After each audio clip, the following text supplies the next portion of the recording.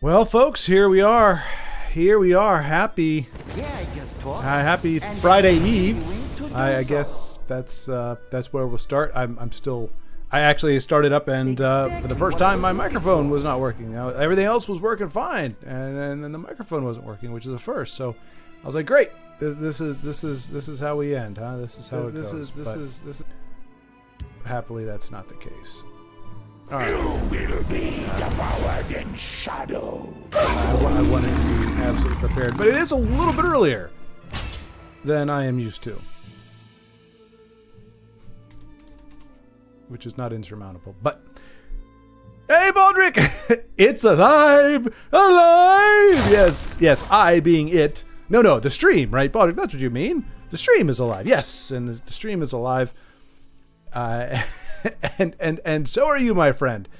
Let's see. So I was just wondering how the new time, or not the new time, but this particular time is going to work out because, here in my part of the world, it's 7 o'clock in the morning. And so I was wondering how it's going to be like in your neck of the woods. Denise, hello. It's right. This is prime time for you guys, right?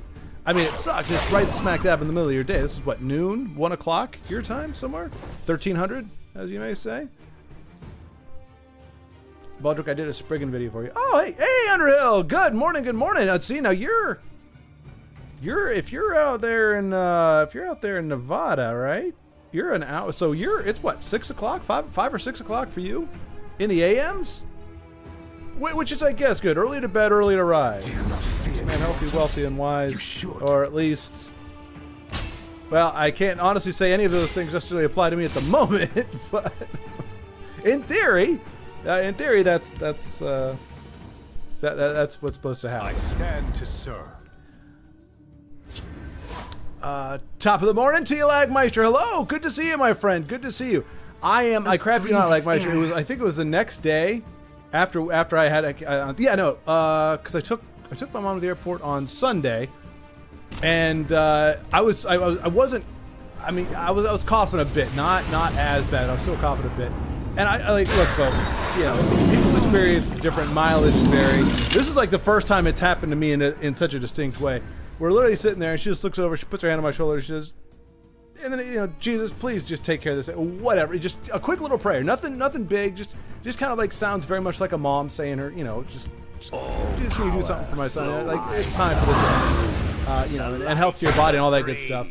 Crap you not, I have coughed. They best not anger me. I mean, I have had a moment of like, but for the rest of that day, I coughed like one time since then, and like it's been, and like, so last night nothing, this morning nothing. So I don't know. Hey, coincidence? It was getting better on its own anyway. However that works, but for me, Anyway, so much better. Feeling much better today, and. Yeah, so good to see you. I'm sorry we missed another stinking weekend, of good gaming time. But Beowulf, is it a French? You know what? We'll watch French challenges today. I'm even gonna play. I gotta play a final game. Right? I wasn't doing the tournament thing. Oops. And how many people here did? I know Catcher Sexy was doing it. I know who else? I don't. Dano, he was doing one of his practice decks. I didn't get to see it. I unfortunately missed the whole shebang. But I heard they actually got like Larson and some other people back to do some casting. So I heard it was quite the situation. Jonas. Dude, I saw I didn't have a chance to respond, but I saw your message on Discord yesterday. I was like, holy cow, it's been a while since I heard from you. It's been like, or since we've spoken, because it's not on you. I mean, I could have reached out too, but I was just like, dang. Like, for a while, Jonas and I were talking like almost every day for like, at least a half hour or so. And then I hadn't heard anything. Like, man, I hope he's doing okay. And then I saw your message. I was like, okay, cool. Just doing the life thing. But good to see you. I'm glad to see. I am glad and surprised to see so many people here on both sides of the pond at this hour in the morning. I thought 7 in the morning was going to be a bust. And like I said, it's 7 o'clock my time. And I was like, what are the odds? I'm smack dab in the middle of everybody's workday in Europe. And in the U.S., at the very latest, if there's anybody on the East Coast, the very latest we're getting is somebody up at 8 o'clock in the morning. Everything else is super early, so I thought I could be alone here. Ugnip, hello! Indeed, Ugnip, but I know you've been in the middle of a move. That I do remember. What, probably for the past 6 days you've been in the throes of the move? What is it like to have running water, healthy, running, drinkable, potable water, or potable water? How is that? How is the new place? I got to imagine it is a huge relief and a fantastic upgrade from where it was before. Oh, and let me just make sure before we get too far into it, because I haven't. Okay, good. All right, it's been so long. All right, let's see. I'm gonna keep up with today. Today, I am not going to let chat get away from me. Dag nabbit. And Elder Scrolls Nerd, Yizgamore, hello! It's been fun, but this is where our little game ends. Yeah, exactly. Yep. It's been fun, but this is where our little game ends. Yeah, I originally had, I was going to put the my fight is done. But I was like, well, it's not about my fight. It was like our fight. And it's like, well, that's kind of thing. Passing it a legend. Now, what? You can't really get much more apropos than that. Been watching a bit of Daraloth. Oh, Daraloth is going too. Okay, good. See, and this was the thing. 6 o'clock in the morning for you. Yep, okay, so an hour behind. Or just, an hour. All right. There we go. Oh, there's Jonas. He's playing now. There we go. I've been going to bed by like 4 to 6 p.m. Oh, nice. Wow, is that just because, because it's getting, 6 p.m. your time? It's getting dark. So is that kind of the thing, or is it just because I usually go to bed pretty early, but for me early is like 9:30, maybe 10. Usually it's in bed at 9:30, downtime, fall asleep by 10 o'clock, and then in theory up by 5. But he's been streaming for ages. Yes, Denise, yes. And I'm gonna go through the friends list before we get to the end. I'm gonna go over the friends list and kind of reminisce a little bit, or just give a shout out to everybody. All 166 people, so we might have to get started here in a second on that. But I would rather stay on top of chat this time. But yeah, huge shout out to Aros. He's I would say quietly, just because like I don't know. Well, was he in the tournament as well? I know they had 46 people, 48 people. So which would be a lot of folks. I don't know how many people are still playing these days. We got a nice W there from Jonas. I gotta remember. I used to always say GG. I don't know what. I guess I'm out of it. I'm out of it. Everyone just gets delusions of grandeur.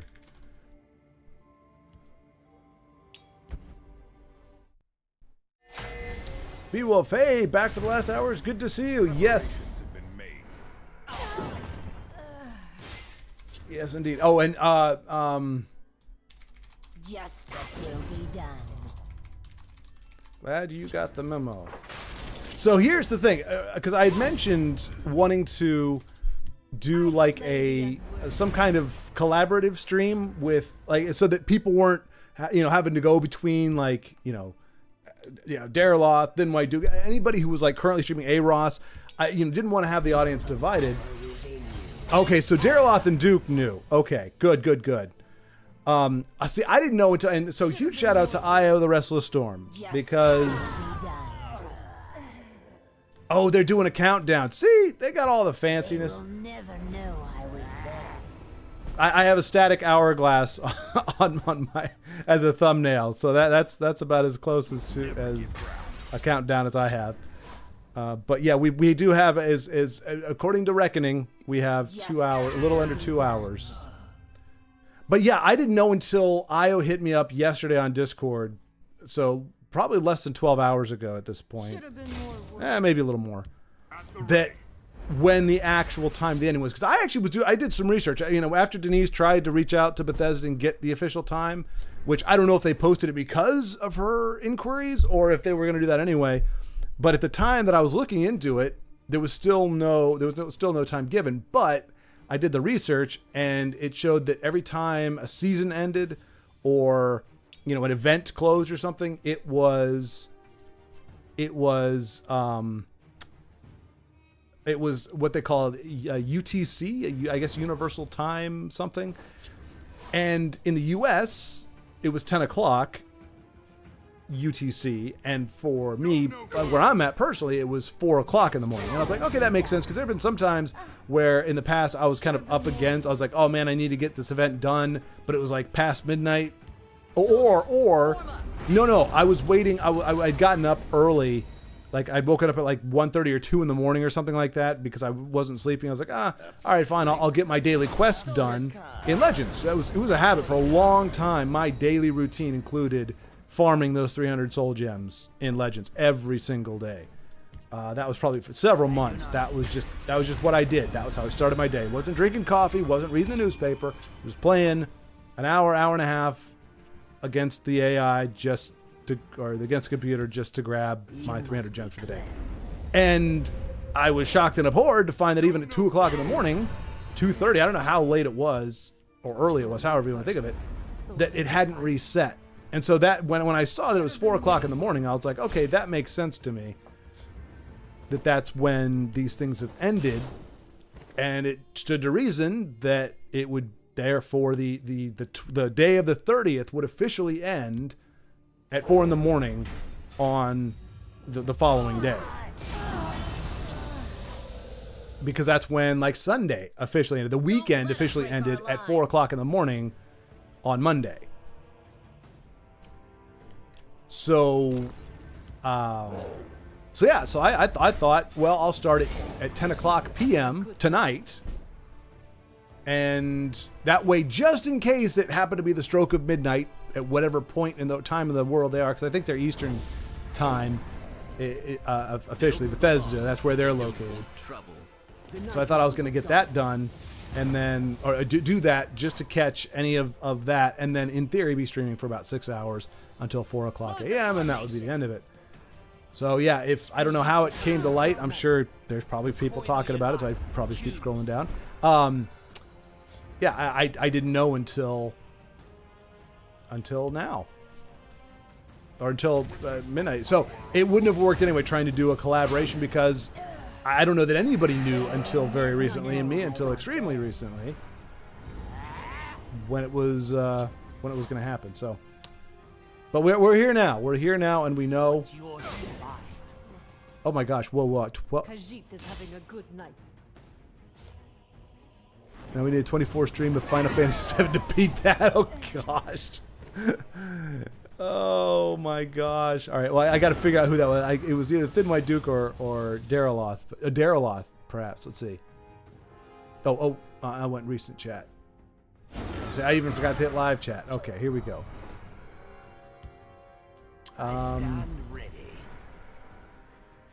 Friends. Honey Badger, hail friends! Yeah, today is the day. How's everyone feeling? Me and the chickens are good. Glad been staying isolated. Well, you know, this is the crap thing, you know, about me getting sick. Like, I almost never leave the house. I've left the house like 5 times since I've lived here.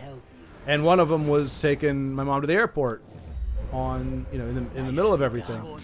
And I still got whatever the heck this was that lasted for an entire month. Somehow I got it, having never left. So just in the passing contact with family, we do have a kid in the house, a 4-year-old. My time is precious. I'm not going to point fingers, but he is in school. You know, stuff wafts around, but yeah.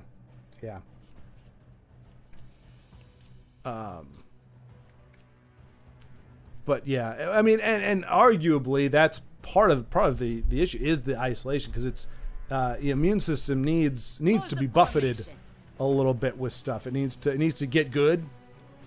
And when, like, I mean, they did like an experiment years ago where it was like with mice or rats, and ones that were kept in a pristine environment, no germs, no nothing, everything copacetic. Once they were exposed to anything, the slightest thing, they just got wrecked. Whereas the ones that have been around a bit. So anyway, I'm glad you're staying healthy. I'm glad you're taking care of yourself. It blew my mind. I'm like, you know, if I was out there, you know, traveling the world and everything, I would expect to pick up something here and there. But how do you get something nasty like that? And as far as I can tell, I'm the only one in the house who has it. Anyway, that's all water under the bridge, under the hill, if you will. And Denise is sad answering Honey Badger. I guess.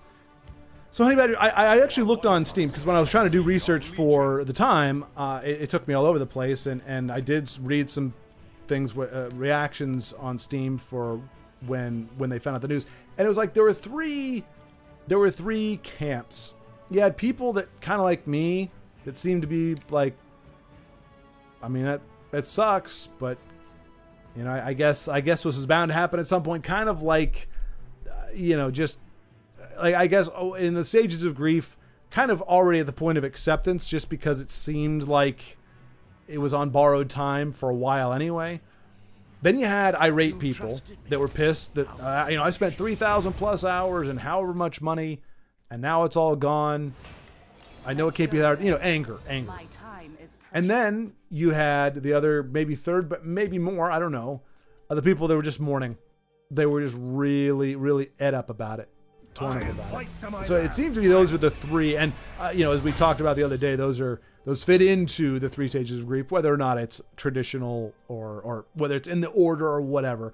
There were people that were already kind of acceptance, people that were grieving, the people that were angry.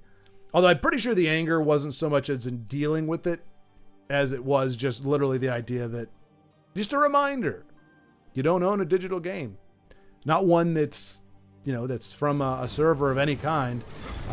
It can be gone for any number of reasons at any time. So all we can do is something about the times that we have, or whatever that line is Gandalf said. But yeah, I guess I'm still just, well, I'm just floored that there's this many people. So yeah, to answer your question, Jonas, in case nobody else did, it is officially 9 o'clock my time. I don't know what the UTC is, but Jonas, for you, I'm guessing that is like 2 p.m., 2 or 3 p.m., maybe 3 p.m. Hello, Honey B, Jonas, such a nice crowd here.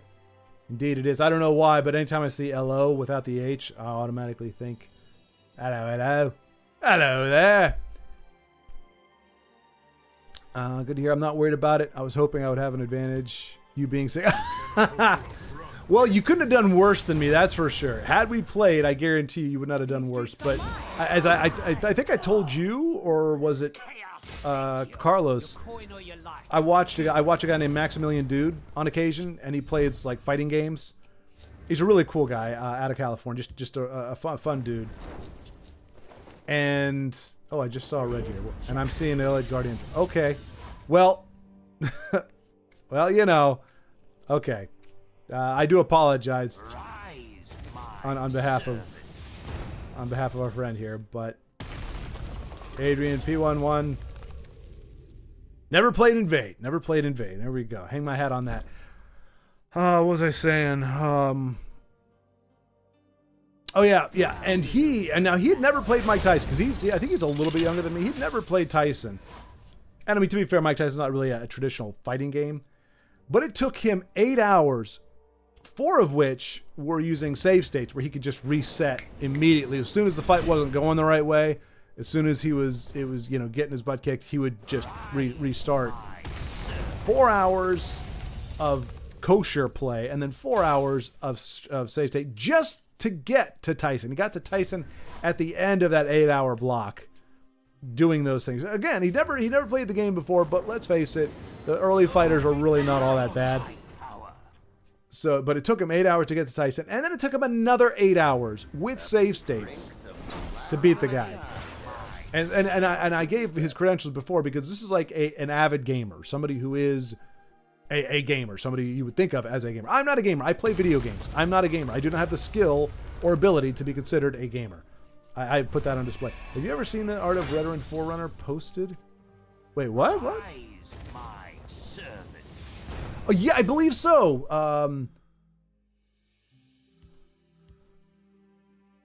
This Art of Rhetoric Forerunner posted in Discord. I think so. I think I have guitarist. I will check Discord really quick here. But yeah, yep, yes I have. Yes I did. And I missed the opportunity to snag it for myself. But yeah, I did see it. I smell the I thought it was pretty cool. Like some of the artwork, alternate artwork, I'm like, that one actually looks pretty darn cool. Get a little more detail. Some formidable there. You got some musculature. Looks it's pretty darn good. mine. Behold my power. Khajiit is having a good night. All right, and Dreziel prevails. So we don't have a genuine GG to send to Adrian, but let's see here. Good guitarist. Oh, is this? Well, let's take a look here. Is it Denise against Beowulf? No, it's Denise against Ugnip. All right.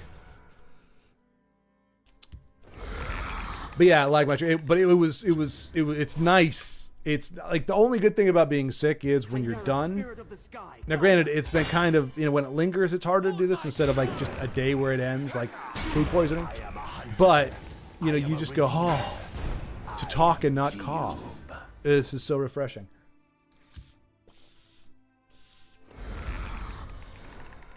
If I end up on stream, we'll turn the sound off and put iPad face down so it's not to see opponent. Well, I mean, it's a friendly, Denise. I won't spoil what's going on, so feel free to keep it up if you want.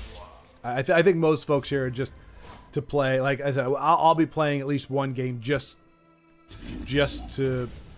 I don't even know if I'll try to. I mean, I'll try to win, but I'm not gonna stress about it.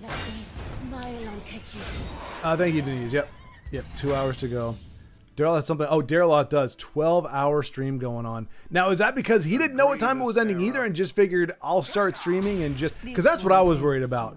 I was worried I would start it sometime, just taking a stab at it, and the worst thing would be for me getting 8 or 9 hours in, be like, okay, it's got to be coming up, right? And then find out, oh, yeah, no, it'll come. It's another 4 hours, and be like, so either I have to break the stream and go to bed and then wake up and do it for another hour or two, or I got to do this for another I got to do this for 16 hours straight. So kudos to him for doing it, for going that long. Holy cow! But thank you, Denise. I'm also happy to be doing better. Time to move. Is this? I was trying to see. Usually in these type of matchups, they're all running some crazy stuff. But there you go. Oh, it's not a singleton.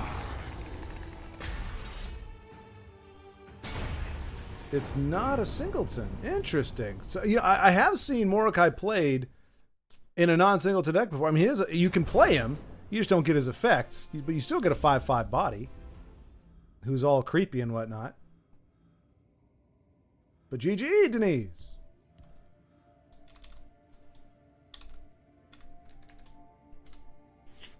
All right, adventure. Hey, oh, that's friend challenge. But hey, you know what? Friend challenge is fine. That's a lot of people are doing that, I think, these days. So, Bobby Gamer X against adventure.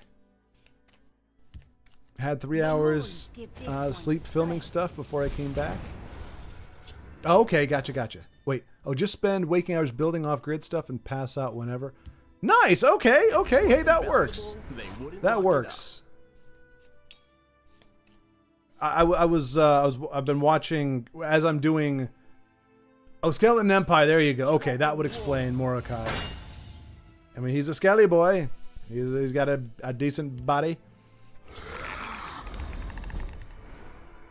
Yeah, Underhill. Honestly, it's funny because I never put it together. But when you said that, building off grid stuff, pass out whenever, and it reminded me, made me think of the opening from Lord of the Rings where Bilbo's for hobbits have a love of all things that grow and good tilled earth or whatever. Things are made to endure in the Shire, and etc. And so I can't remember the whole speech for whatever reason now. I'm blanking, but I was like, you know, Underhill would probably make a great Hobbit. And then I was like, holy crap, Underhill is Frodo's code name when he leaves the Shire. So Underhill may very well be a Hobbit, although we know he's got blue hands, or had blue hands briefly. He says because of hair dye, could be something else altogether. So we may be thinking more of a Smurf if we go for stature and skin tone, but yeah, I was like, oh, well, how very apropos Underhill as a name. Let's see. 12 plus hours stream on TESL while playing. You surpassed streaming record. Okay, yeah, that's no good. We need. Yeah, well, you know, now that I'm kind of back on the mend and kind of getting my life sorted out, it'll probably be on a weekend because these days I'm a institutionalized man. I mean, luckily I still have some flexibility, and I have not done a full 8-hour day yet. Partially because I don't currently have a backlog enough to justify working a full day. Like I'd rather just do 4 to 6 hours every day than do like 8 hours for 2 or 3 days and then have nothing at the moment anyway. Because I'm still trying to ease back into it. Ah, Bobby Gamer, come on! What's all this non-premium stuff here? This is the final day. Should be all premium. I say that, but of course, I'm probably whatever deck I play with probably isn't going to have all premium. But yeah, but I don't know that a 24 hours is going to happen because you've seen I go to crap within like 3 hours, but I might try to kick it off. But let's be honest, it's the final day of TESL. Like the emotional and impact, the emotional weight and impact of a 12-hour stream for Legends is going to be uniquely legendary. I could do a stream of any kind, and it's not going to amount to that, just because this is the game. This is the game that started it all. At least in my end of things, started it all. So if you're gonna do a 12-hour stream, it might as well be an epic end to a game. I was up till 6 in the morning playing this, not ladder, but story of all things. There's a TESL Lord YouTuber who wanted to grab all the dialogue and cutscenes before closing, but was short on time. Oh, nice, Jonas! Nice! So we're doing a little archiving there. So I volunteered to help out recording one or more stories to make sure you got it all. Excellent! Excellent, excellent.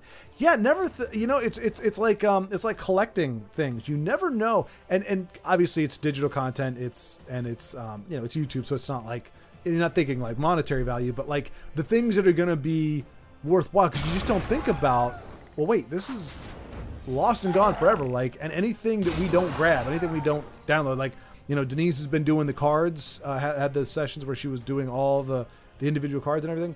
If you don't grab them, there's nowhere to get them. Like, the internet is forever and for posterity, if you like. Yes, indeed.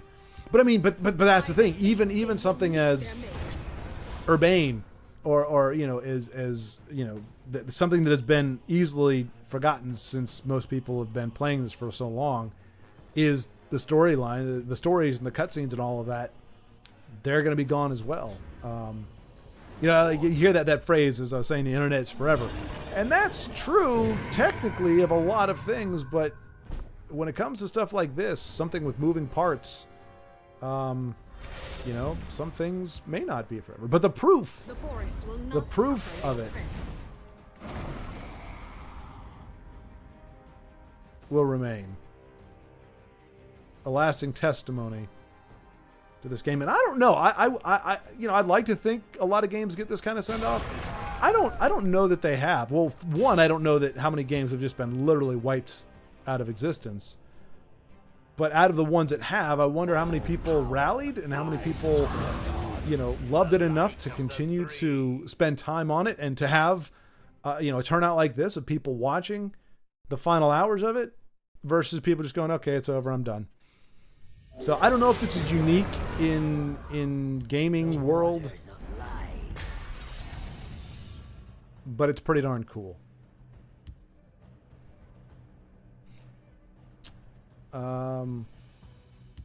You do sound good and better. Thank you, Baldrick. Thank you. Yes, a lot more energy for sure. Didn't get a full night's rest last night, so I might pass out after this a little bit. And that's not like a poor me thing. That's just a, you know, it happens. But I also was not, I was planning to wake up at a normal-ish time, but then, you know, take a big nap so I could be up tonight to start the stream. So I had things got shifted a little bit. They wouldn't well, what happened? But yeah, I feel a ton better. Well, it's shutting down. Wait, it's shutting down in a couple hours. Oh yeah, Honey Badger, you didn't know? Yeah, 2 hours or so. Yep. Now Duke knew someone who works there as the 10 a.m. Eastern process starts. Okay. Still feels bad though. I never played the game. Reminds me of the last day of Star Wars Galaxies. Oh, Star Wars Galaxies. I'm not familiar with that one. Take your Star position. Wars Galaxies. Wait, was that the one that was like you could travel around to different planets and everything? Star Wars themed massive multiplayer online. Yeah, okay. That was back 2003, 2004. Wait, no. Released in 2003 to 2006. And it only had 5 years. The server shut down on December 15th, 2011 due to contract expiration. I mean, at least they had they had a reason for it. Emulator projects in various stages. So yeah, okay, it does kind of sounds very similar. I mean, a fan base strong enough that they're trying to revive it to some degree, emulate it to some degree years after the fact. And yeah, gone too soon, 5 years. You know, it's one thing if you come out and, you know, if it's only out for like a year or two and it doesn't really have much time to get traction, it's like, okay. Or if it's out for years, you know, 10, 15, 20 years, it's like, all right, it had a good run. It had a good life. 5 years for a video game just seems very like the anti-sweet spot. It's long enough that you care, but not long enough to feel like you know it had its time. The guy does like hours-long videos at times covering all kinds of stuff from the games. TESL is a novelty within the wider TES community, so he forgot all about it, then had to rush to grab the footage. Gotcha. Oh, I see. Okay, in the wider Elder Scrolls community. Okay, I was like, wait, TES community?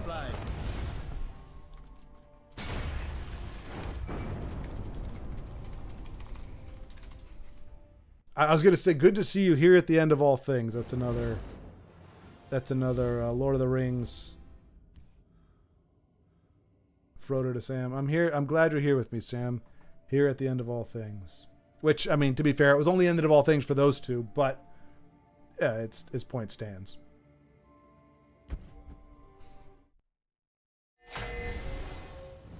One person's trash is Wow. another's Okay. treasure. Well, I'm glad Duke got the scoop, got the skinny. Still feels bad, but yeah. But Underhill, thank you very much for being here with us, despite not necessarily having a strong affinity for the game, but just and being able to understand or appreciate. A find like this belongs in a museum. I mean, I wouldn't say the monumentalness, but just the. Yeah, just a complete mix of emotions, even though we've known this was coming for a while. But yeah, it came a lot sooner than I expected. I thought I thought a lot of stuff was going to happen between when I heard about it and now, and it did not. That sucks. I have a training class for work I have to go to in less than an hour. No, Honey Badger! Dag the nabbit! I was like, hey, cool. Like, for a guy who, works all through the night, if he can hang out for another couple hours, and he'll be better to watch it, and then, or he'll be able to watch it, and then, no, now you got a stupid class? Stupid class. Finally reached Platinum in Arena with your Angels. Nice! Nice! So kudos, so shout out. He's talking about Magic the Gathering Arena. So excellent. Baldric still playing. Ugnip still playing. And Ugnip, thanks to your Angels deck, Baldric cracked Platinum, which is... Isn't it? Well, I think it's... No, Platinum, then something, and then Mystic. There's one after that. Let's do this. Oh crap! I haven't played since the new season. It's been. Oh no! Yes, I have. Okay, January 6th was the last day I did any serious gaming, aside from, like I said, some Diablo 2. It's still there. It still is out there. But I mean, as you knew from last time, where it was just cough every time I talk. Now it's just relegated to coughing randomly, just to be like, yeah, I'm still. But it's in the throat. You know, it's always not anxiety inducing, but it's always bad when you get it in the chest, because you know there's some nastiness going there. The throat is kind of like an irritation. It's still no fun, but it's migrating up and out, I guess. But congratulations, Baldric, on getting through. And that's no easy feat either, because Ugnip's Angel deck is incredibly expensive. I still have it on my list. There we go. Nice guitarist. Woo! Getting past that Giard. I mean, I don't know that I'll ever catch up on chat enough where we can actually talk about the game again. But I mean, when is that ever? You who are surely more informed than me, are they closing the game permanently or just online? I'm not sure. That's a good question. I think it's gone forevers. But I don't know if this is kind of like one of those conspiracy. If they're going to keep it on ice.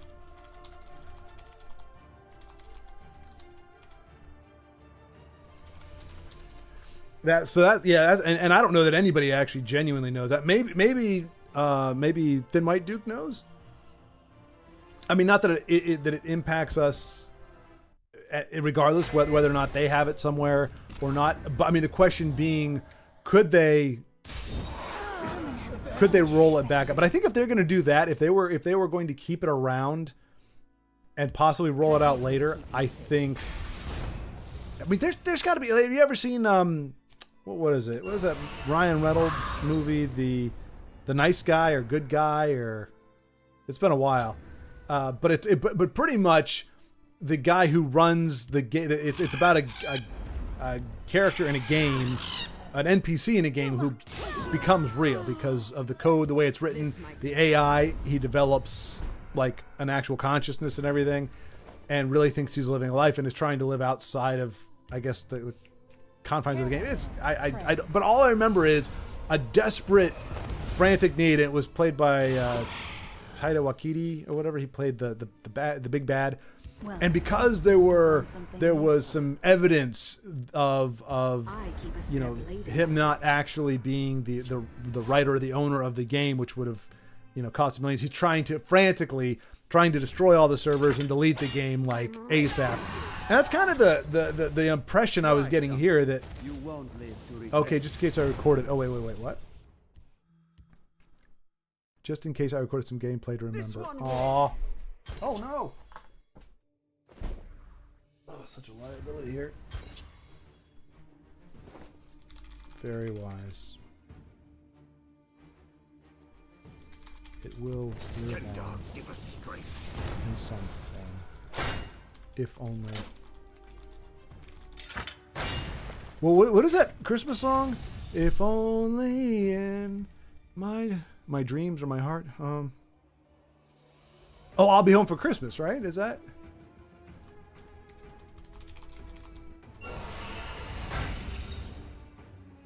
Christmas.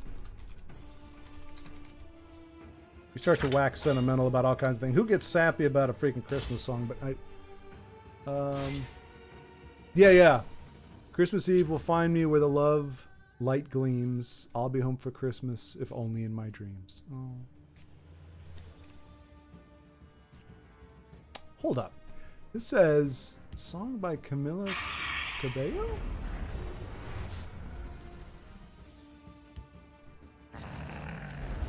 Oh, no, okay, 1943, recording by Bing Crosby.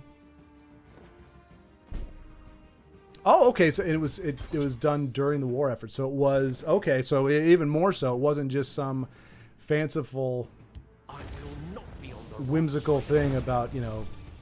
Literally, it was about being home from war for Christmas, if only in their dreams. Anyway, TESL will live on, if only in our dreams, collective memories. I have to finish the live stream when I get home today. Well, Honey Badger, at least you were here, and you got the good, you got the skinny. Now you can remember. It's easier, I think, to remember when people say, "Where were you when X happened?" It's easier if you kind of know to be kind of chronicling it in your mind. Otherwise, just depending on what happens. Oh, who were we? I think it was Dano. No, he was just fighting. Dag the nabbit. Who do I give my kudos to? Night Dark Wolf. Oh, there we go. Oh, I can realize I can scroll down. There's a lot more people.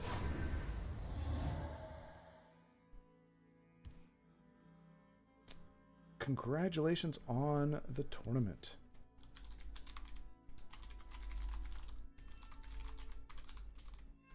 Khajiit is done for. Okay, typos, but I wanted to get that out there before it scrolls because then you lose your message. You did nice. Yeah, you gotta have a lot of resources to play Ugnip's high rolling decks. He whipped that out when he had all the resources in the world. Oh no! Indeed. How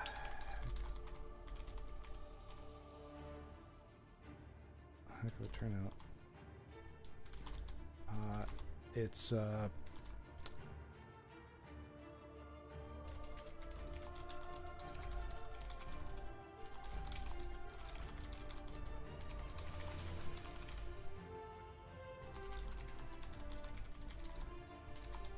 legendary.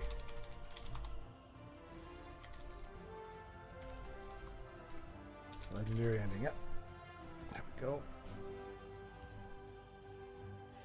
Oh, meetings. What's with all the people in meetings? Don't people know this is today? Here's the thing.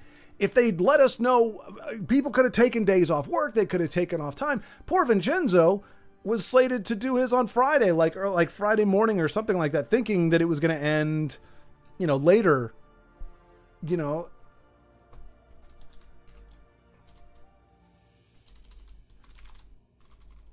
There will always be meetings, Dano. There will not always be TESL.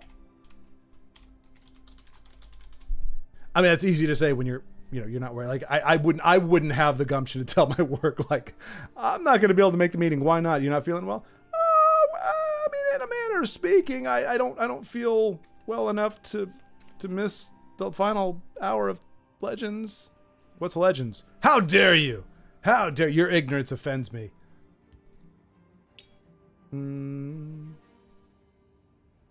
I bet the meetings are of this. This could have been. Oh yeah, exactly, guitarist. Yeah. That's the sad truth of it. As most meetings are, a lot of meetings. Not always, but I've been in enough meetings. At least the meetings that I've been to. These are here for people to say they did a thing. Like the amount when you funnel it down, the amount of relevant, pertinent information in a 2-hour meeting or even an hour meeting is about 2 to 5 minutes worth. And yeah, it could have been done in an email, and probably even better because then it's written down and you just go, oh yeah, what was that thing again? Okay, yeah, this. Whereas in the meeting, you've got to go, okay, out of that big long hunk of whatever stuff with people just flapping their gums, myself included. What was the takeaway again? Like, what was the important thing? And a lot of times I'll have to send a message, send an email, be like, hey, so yeah, the new policy thing, do we have a document for that? I saw it on the PowerPoint. And that's the other, I hate the amount of time that people spend reading, like PowerPoints to you or reading a memo. Like, I can understand if reading was a rare skill, and it may be one day, but it is not this day.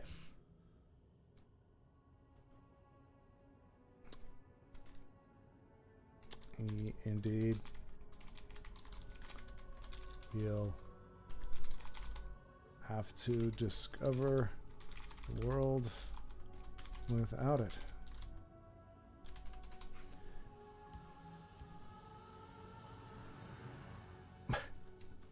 Oh, you have a legacy here for sure, amigo.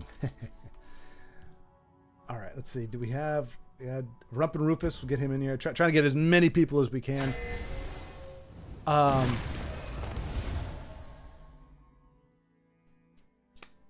Looking pretty rough for Rumpin'. But it's, well, yeah, I guess it kind of is over at this point. He can't close it out. He can. I don't think there's a path forward that leads to a win here. Yeah.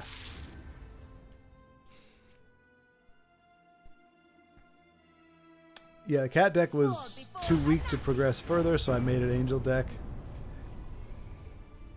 Yeah, I think I tried a kitty deck as well at one point. Not a full-fledged one. I got like, I randomly got like a legendary kitty card at some point, and I was like, okay, let me try to build a deck with it.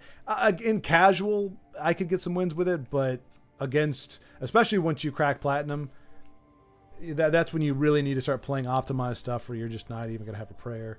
Even if the game decides to not land saturate you or land screw you, you're still.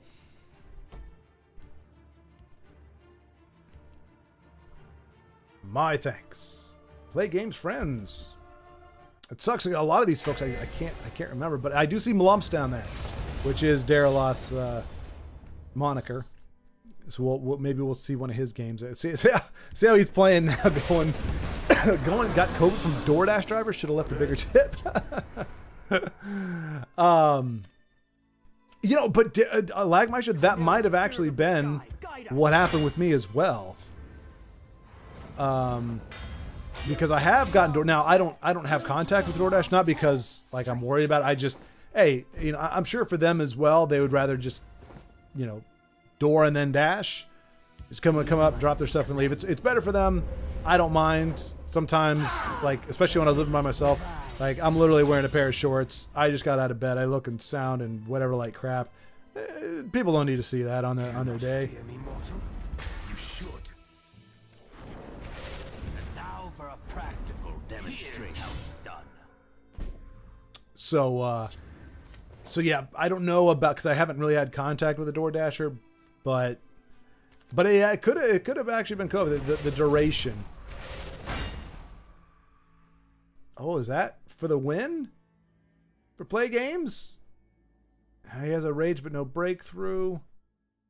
He has 11 points. He needs 3 more. He can look for answers. I mean, he can Dark Seducer, but QD22 probably has. Well, he could Fighters Guild and Dark Seducer. He can put 2 guards down there. Unless he can bring back something with the Odorin. A charge creature, maybe? But even that wouldn't do it. He needs 3 damage. He can't close it out. The question is, does he break one rune, I would say. Do you break 1 rune? Ooh. I like our odds. Oh, jeez. Now he has to mummify. Oh, no, he doesn't. Oh, duh. See, this is why I don't play anymore. I mean, yes, see, stupid I am. I wasn't even thinking. I was thinking, oh, for crying the heck out loud. And this is the other reason. This is the other reason. Oh, my gosh. Oh, precious. What? Oh. The tumultuousness of this game, I tell you what. All right. I typically don't do it if I know somebody is streaming, but I mean, I think at this point, you know, if you're here and you're not necessarily watching Daraloth at the moment, at least just give you a way to see kind of what he's got going on. I gotta.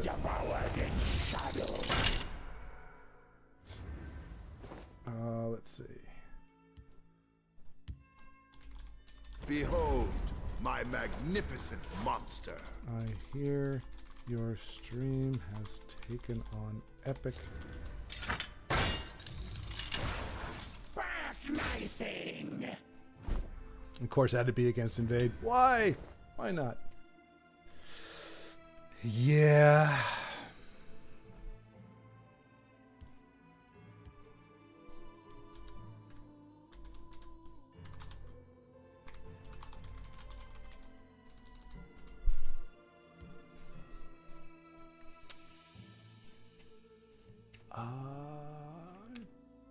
Cat is good in the lower tiers. Yep.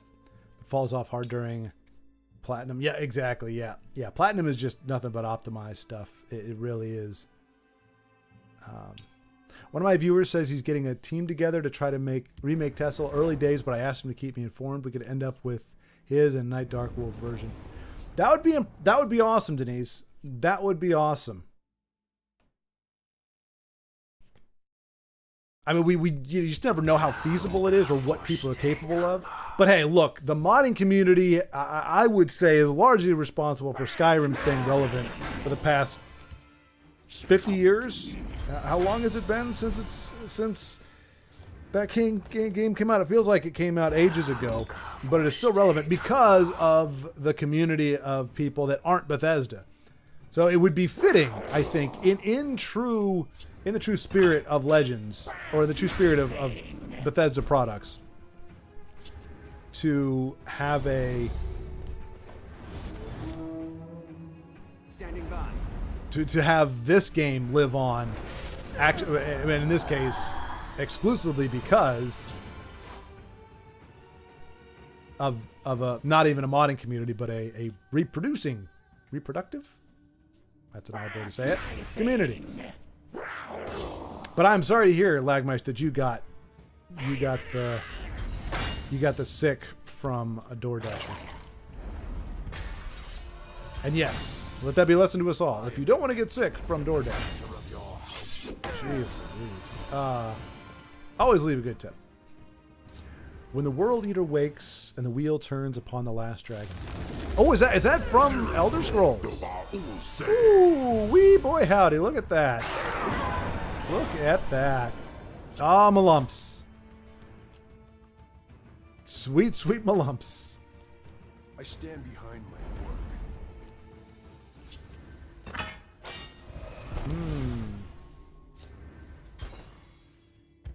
Ooh, goodness gracious. Goodness gracious me. Is that on a loop now? Is it a Parthenon? Is it an Alduin loop where you can't really win the game?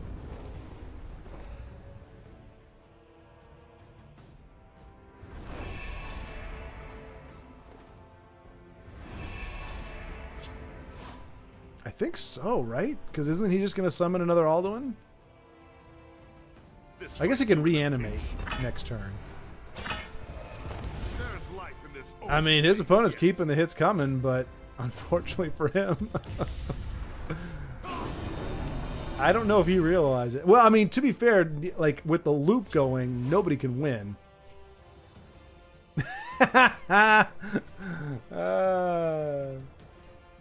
Invade just can't concede. I don't think they. You know what? I think we should have had a PSA. Speaking of PSAs, that's the only one. But you know, there should be a PSA out there, and maybe it seems to be specific for Invade players. But a PSA, it's too late now. But that allows it, like a demonstration. Has anybody actually done a concession video? Like step one, go up to the little sprocket on the top right of your corner, of the corner. Either tap it if you're playing on a mobile device, or left click. That will bring up a menu. And then you can wait. Okay, well, see that I couldn't do it because in spectator mode, you can't do it. But you know, when you're actually playing, there is a concede button. And I think maybe some people just don't know. 23 hours? Good gravy, man. Reports were of 12 plus.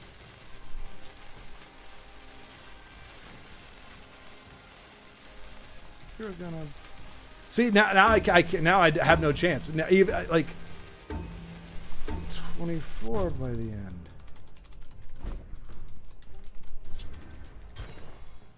Respect, sir. Now the only no, because his opponent is going to lose eventually on turn timer, right? This will be the longest win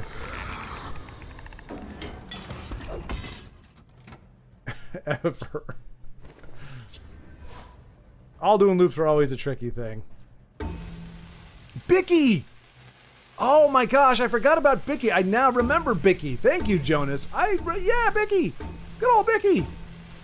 Gosh, it was. I think he was pretty prominent for a while, and then he was one of the earlier ones, I think, to kind of either move on. But it wasn't. I remember. I thought I remember his content kind of backing off even before the deal. But he was there for I think the first 3 or 4 years. He was a big presence.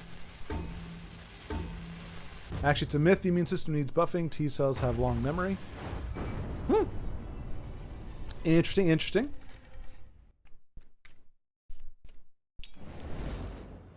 The fact is, the reason they talk about that is because of the new stuff that comes out. It's not encountering the old stuff. It's having your body get. It's kind of like you get,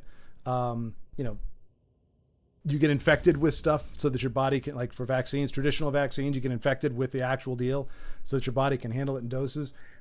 There is a strength that there. You can have a weak and a strong immune system, and if it's never being used, never being activated, it's not strong. Right? I don't know. I'm not speaking from a medical. Thank you. I'm doing the most disrespectful combo, but against a worthy Teehee opponent.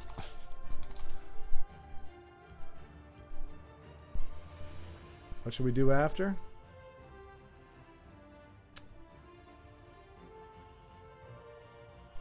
Life finds a way.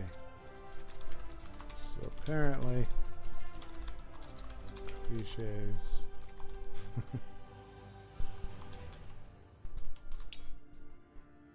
I'll blow up Oblivion portals any day of the week.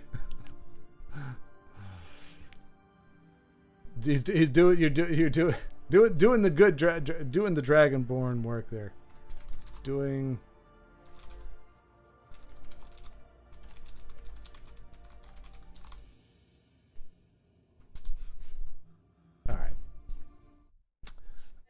Let's see. It's not like I live in a plastic bubble either. No, I know.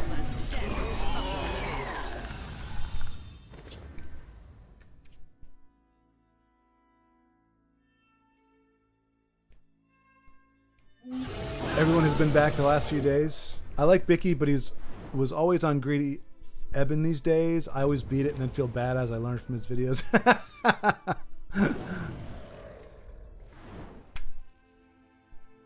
That's okay. Hey, you know what? That's totally fine. I think most teachers would be one of the. I wouldn't say one of the greatest. Oh, good gravy. Good gravy. It's a big body. It's a big charged body that shouldn't be in that color. I don't understand what happened there, but good gravy. That's a big body. But yeah, most teachers are ecstatic to when their students surpass them, because that's the whole idea, right? That's, you want to be able to take what you've learned, give it to somebody else so that they're not having to learn the hard way like you did.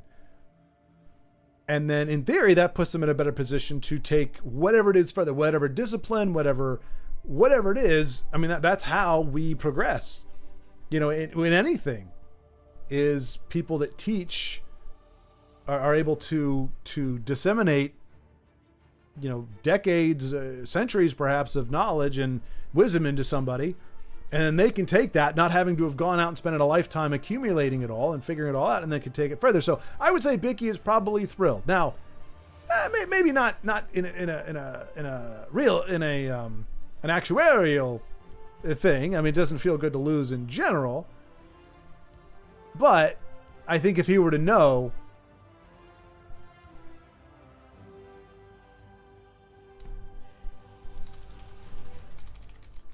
how are the new digs? I'm catching up, Dagnata. I'm catching up. We got Thin White Duke. Okay, Ugnip. I don't see Ugnip there, so we'll take a gander at what shenanigans are up here.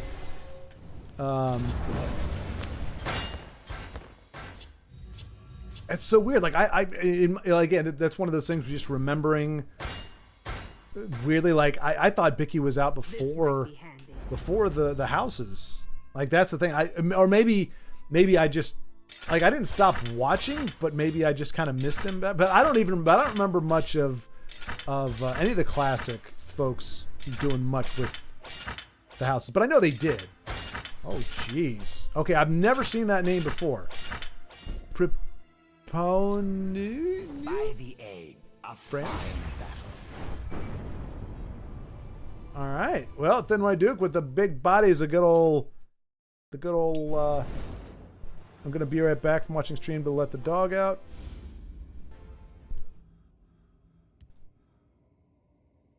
I'm dog sitting. Be back in a bit. I'll allow it.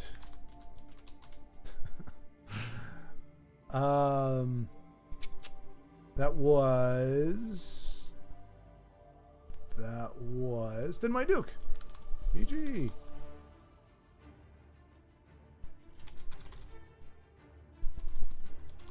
I understand you're to thank for knowing when the actual shutdown is happening. Much obliged. Good sir. Goo sir? Good sir.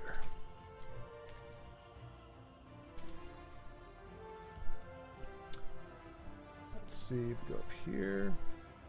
Brave in a versus match. I don't think she's streaming.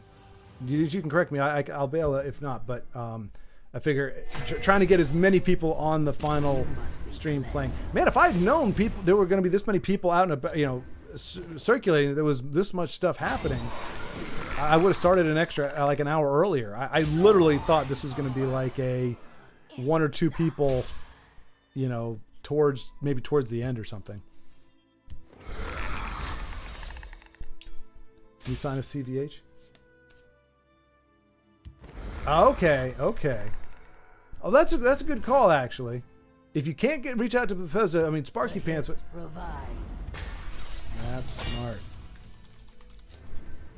I forgot the devs would be a good as well.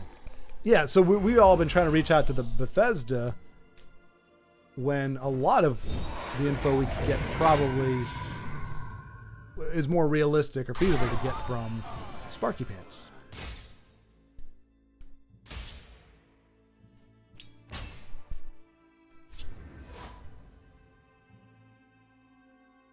It's closing on 2:30 now. That was back at okay, so yeah, okay, so 7 o'clock. 6 hours, 7 hours. Okay, 7 hour difference. No. Wait. Close. Oh, 2:30. Okay, yeah. So 6 hours. Nope, 7 hours. Yep, 7. Okay.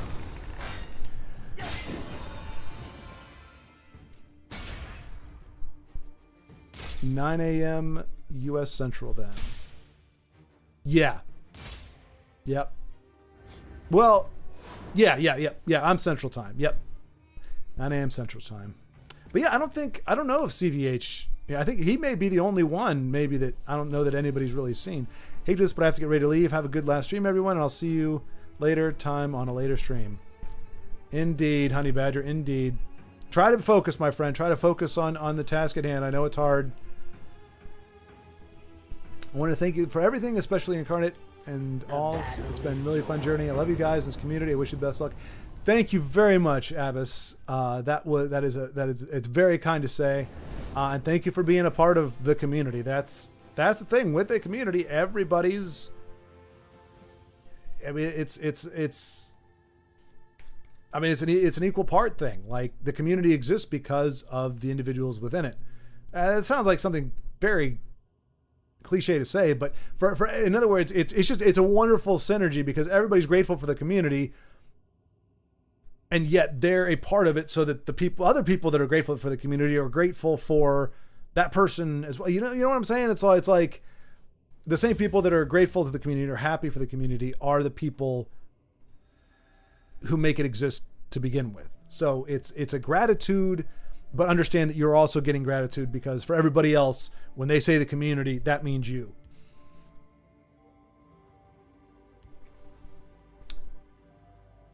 Let's see. Trollax. I don't know that I think we've watched Trollax before, but I don't recall. But everybody's out in force. No shinies in my decks. Oh, Baldric. Oh, my avatar is Frodo. Oh, see, I don't think I've been able to see that. I assumed.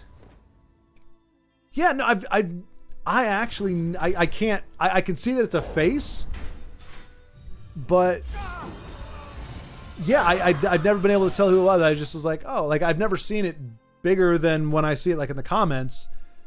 So let me see here.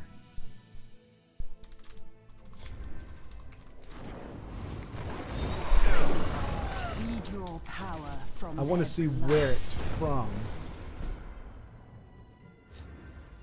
Huh. I thought you could just type in @Underhill and it would... You know what? Nope. Oh, okay. I kind of see it when I open it in a new tab. Okay, is that it, Bree? Is that a shot of him at Bree? You belong to us now. But I guess that makes sense. Very apropos. But yes, thank you very much, Abbas. Thank you for the very kind words. And like I said, you are part of the community that you appreciate. So thank you. Thank you. 16 hours of Punch Out is crazy, but sounds about right. I've been stuck on Sandman. Yeah, being sick makes you appreciate not being sick. Indeed. Yep. And same with me. I just, for whatever reason, I suddenly developed an inability to dodge the 3 punches, his Goodnight Express or whatever it's called. I can only dodge 2 of them. You need to be able to dodge all 3 in order to be able to counter attack effectively. And I've somehow, my timing is off. But anyway, we'll figure it out. But now he did break it up into 2 different. It was 8 hours to get to Tyson, and then he called it quits because he'd been playing for he was playing through midnight or something. And then he came back a few days later and finished it. So it wasn't 16 hours straight, but yeah, that's a lot of playing. Also, my avatar is Frodo. I'm making a thing I call Base in a Box, which is 2 power systems, RO system, hot water, incinerator, toilet, kitchen, and a few boxes on casters. Holy cow! And I'm not sure what an RO system is. I couldn't even RO system. See if the Googles can help ROs. We will protect the Emperor or die trying. Oh, it's water purification. Okay. I thought it would be something like that. I don't know what it stands for exactly, but okay, so water purification, hot water, incinerator toilet, which sounds pretty badass. It also sounds scary as heck. Like, I like the idea of incineration versus, like, you never have to worry about clogging the toilet ever. But then it's also like, well, you don't want to hit a wrong button or something by accident. You fry your butt. I'm guessing there's a safeguard in place to avoid that eventuality.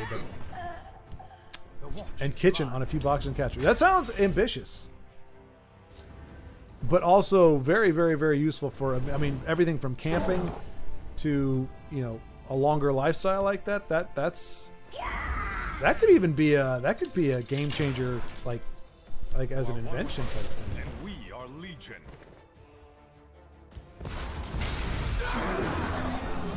Shinies my deck. I can't believe Baldric clinging to the old and unshiny. out of spite at this point. It no longer is an indication of a bourgeoisie having too many gems on your hands.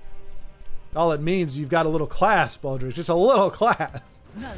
There's some card sounds on TESL Wiki, but Shiogorath, voice actor, and whoever made the voices for the cutscenes, if not captured, will be lost. Oh, gotcha.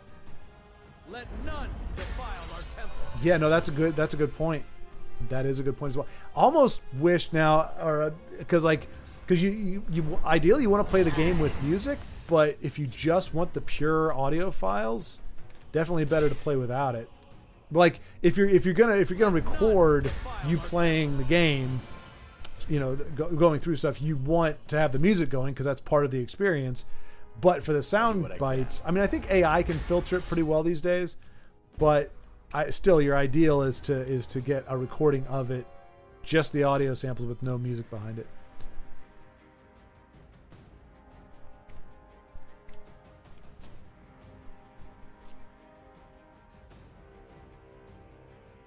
It was March 11th, so 8 years.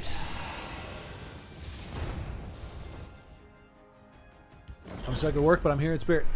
Good to see you, Zen Sky. Good to see you. I am sorry to hear you are you are stuck at work, but understandably so. As I said, in most places right now, everybody is working on it. What did I miss? So much. You Jonas, you missed so much.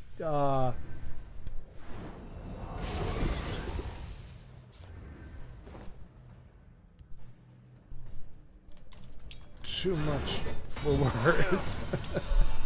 It sounds epic. It does, right? It does, and the way I articulated it is even more epic. I mean, yeah, it just you have to go back and watch it, man. You just. I mean, literally, I'm like, please, on the last stream, I need to keep up. So I've just been going through chat as quickly as I can, which, you know, of course, for me is a snail's pace. A few drinks. Oh, talk about the Star Wars game. It was March 11th, so 8 years. I think is what you're referring to. When misrule takes its place at the 8 corners of the world, when the brass tower walks and time is reshaped. When the thrice-blessed fail and the red tower trembles. When the dragon-born ruler loses his throne and the white tower falls. When the snow tower lies sundered, kingless, bleeding. The world eater wakes and the wheel turns upon the last dragonborn. Underhill, if that was all from memory, which I'm guessing it was, that is pretty doggone impressive. Pretty doggone impressive. And that's a lot of qualifiers. Like, that's one of those things where you're never going to be wondering, like, is this the prophecy? Like, that is a convergence of a lot of things. Some very specific things.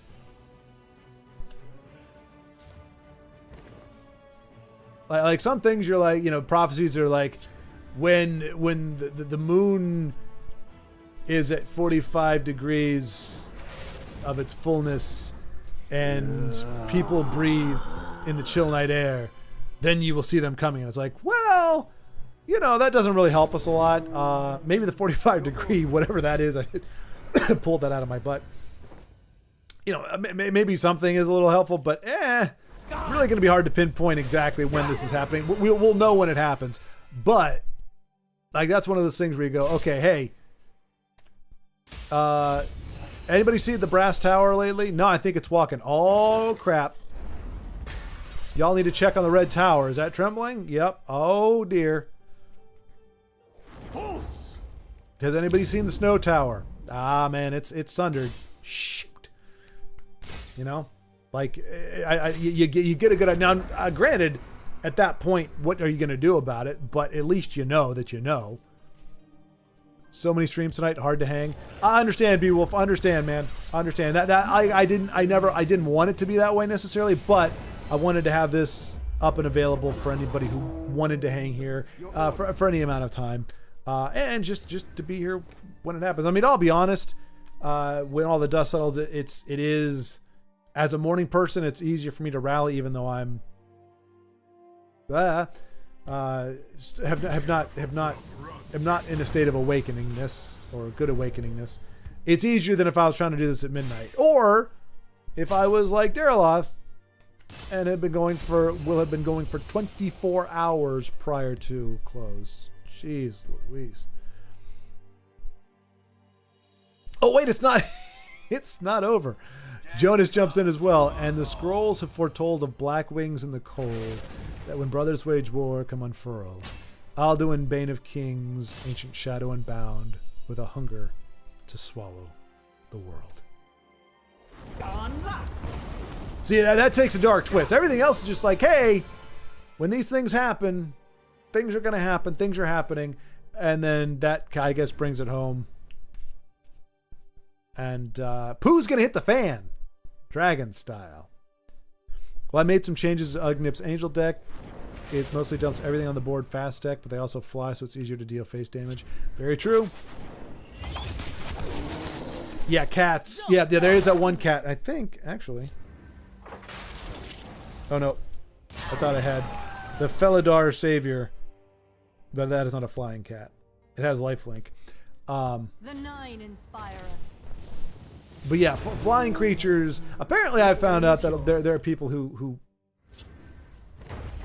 hate flying creatures just for that reason, because they're hard to block, hard to interact with. But I mean, that's true of anything in Magic. You know, you don't have to interact. I mean, granted, you can block stuff, but you don't have to interact if you don't want to. Granted, you may not be able to attack either, but wait. New digs is good. Fire alarm went off an hour ago. Fine with oxygen tanks and fire truck around. False alarm though. Good gravy, man. Glad. False alarm. Out of the soggy, undrinkable frying pan and into the false alarm fire. Never a dull moment in the life of Ugnip, that's for darn sure. Never a dull moment.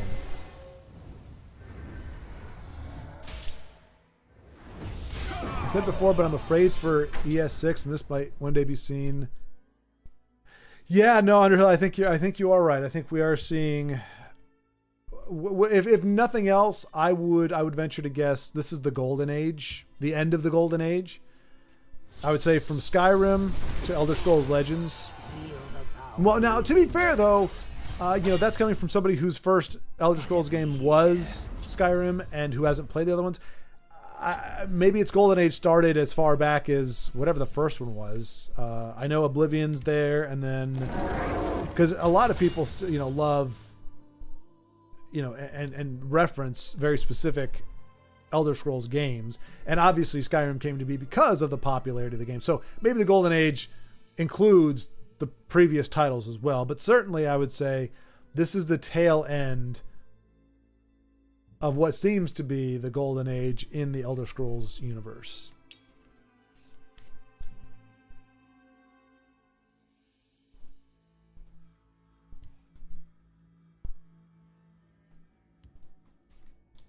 It is.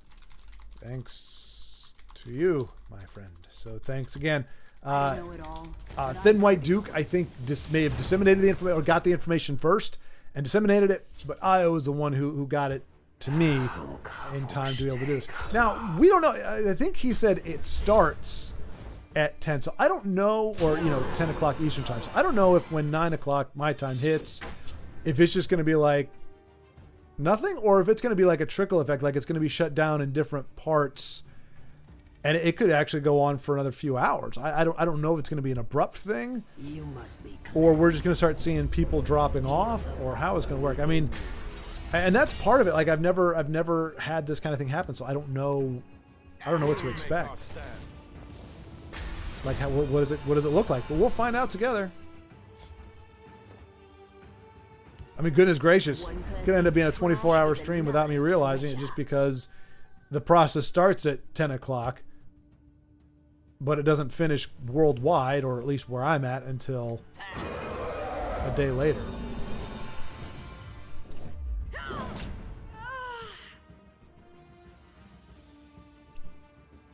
Oh, interesting. I didn't know you did podcast, Jonas. Huh. We may have to do one of those. I share some of the concern for Test 6, spoken a bit about it on a couple podcasts recently.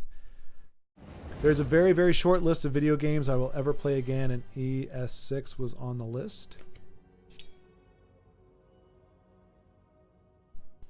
Morning, Frank. Morning, morning. Hello. Oh, how far back am I? Oh my gosh, 40 minutes behind?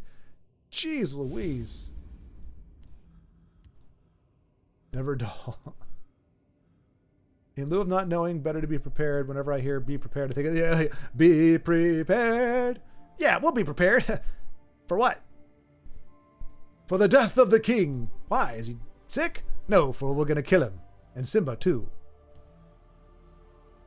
I've seen it a few times, I guess. You know, I never was like super hyped on Lion King, but yet I do remember quite a few lines. I watched it enough that I remember a lot of the lines from it. And Jeremy Irons was perfect. I loved. I mean, just the delivery, like his voice and everything. Just it was a great villain. I mean, a lot of the Disney villains are very memorable.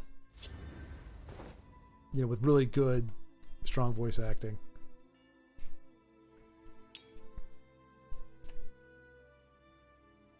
Guesting on podcasts is not usually my forte. Been doing some behind the scenes work for some people who run podcasts, though. Accepted an invite in a blue moon when I feel like it. I see. So what is his name? Underhill, you know this, but I don't know how to say Daniel Day-Lewis of podcasts. This should help. Wrong place for a midnight stroll. At least we have a modding community. Exactly. Most of my meetings happened because my boss was lonely. Yeah, I think that's the case. Either lonely or just feeling not very useful. Shameless plug, Renegade Realm. Oh, here we go. Let's just call it a plug. Renegade Realm podcast, as well as the new weekly podcast on DeMarco Dude on YouTube. So let's see.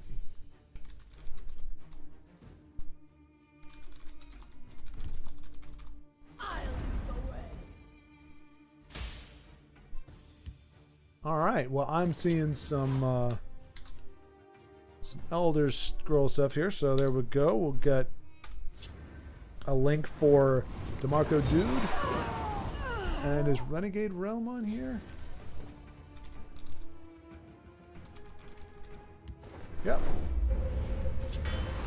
So shout out to, I'm guessing Jonas, these are the ones you work on or with, but oh wait, that's Red Wolf.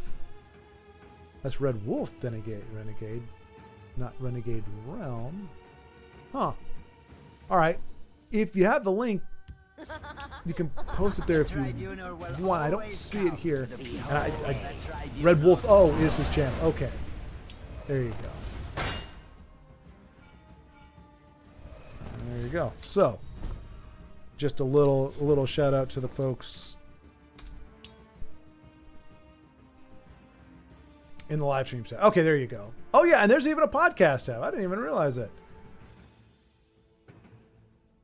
Cool. Arcane Salami, I may miss you the most. Not my favorite looking card, although it is nice. Got some pretty colors going on there. How dare you, Night Dark Wolf? How dare you? I was just looking at the card and you nuked him. Good to see a Doomcrag Warrior deck.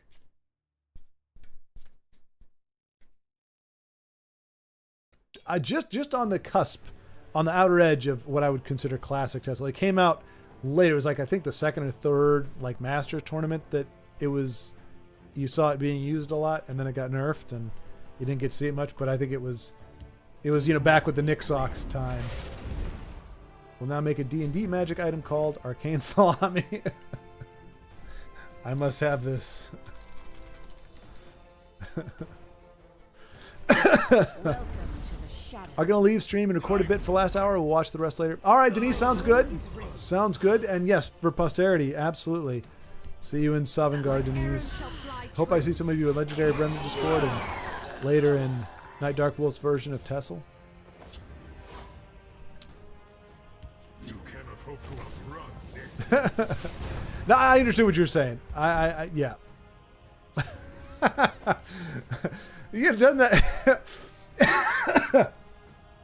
You have that moment where you're saying something that's, you can almost hear like the gravitas, the music in the back of your mind as you say this thing, and it either doesn't come out right, doesn't get perceived right, or you're not sure if it does, and it just takes the gravitas.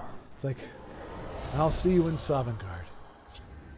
Yeah, when we play the game. No, I meant like metaphorically, because the game is nut bunny as well. Okay, well, yeah, but okay, I think everybody knew what everybody else was saying. It was just kind of funny. It's like in the movies, everybody gets it. Like even if the last line is enigmatic, and if you think about it, you go, wait a minute, like that sounded really cool and really poignant, but unless the guy knew this and this, it really wouldn't make sense. He would just have to kind of go, yeah, okay, sure, whatever. Like it wouldn't mean the same thing, but instead of having the person go what happened in real life and have that person say, wait, what are you talking about? Like, when did you see him?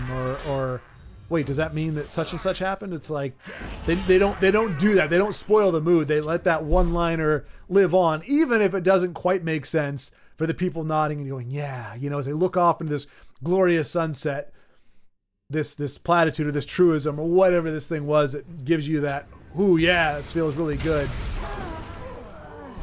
At her. Gosh darn it.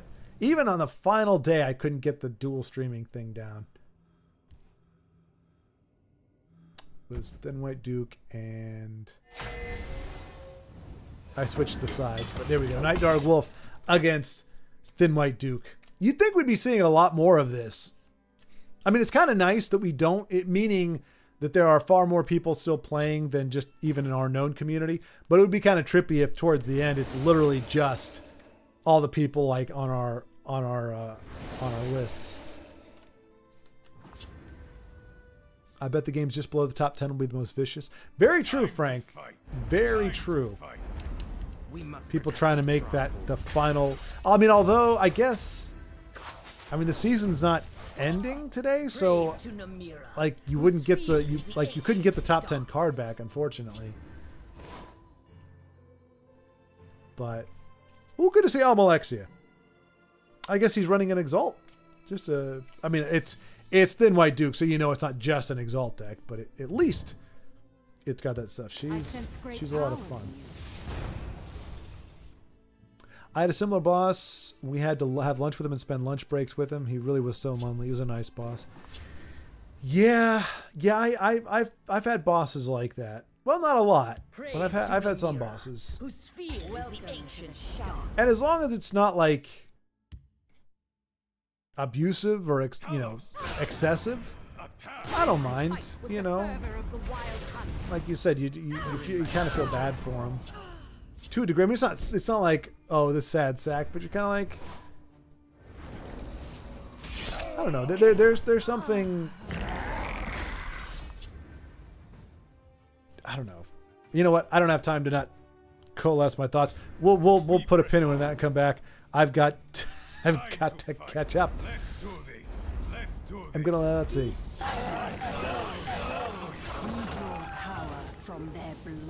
Hey, Dano! I know DJC3. I'd know it anywhere. But hello, Dano. Good to see you here on the stream as well. Here we are, 31 minutes left. If I really wanted to, I could make a game like this with placeholders in Unity. Oh, interesting. Someone. Yeah, I think, I don't know if Unity was brought up in the conversation, but I do. OOP, hello. But yeah, I think that is what people are. They're looking to do something like that. I don't know. I don't even know what Unity is, to be honest. A server, I guess, or an engine. But I think people are going to try to use the resources available to to do that. And it'll be interesting to see what the results are. But OOP, I don't know that I've seen you before, my friend, but thank you for coming here and for, I guess, paying your respects is a way to say it. Good to see you. And,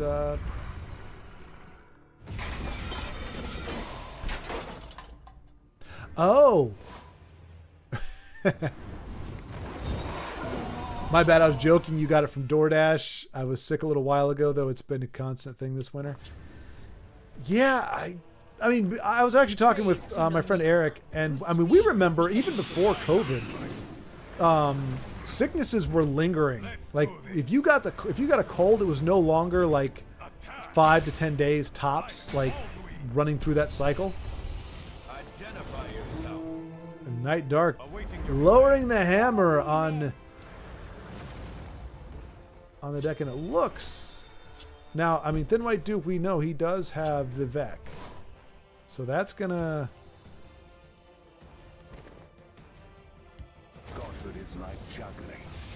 Now, unfortunately for him, that is 10 power. So Night and Dark Wolf only needs to hit once, and then Red Year. Is he gonna, oh, well, he can Doom Crag and.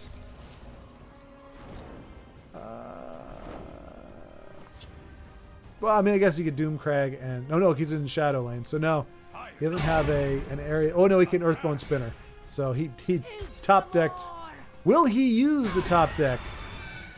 Let's do this. Time to fight. Has the win. Or is he just going to nuke it all? He's going to nuke it all. And a glorious spectacle.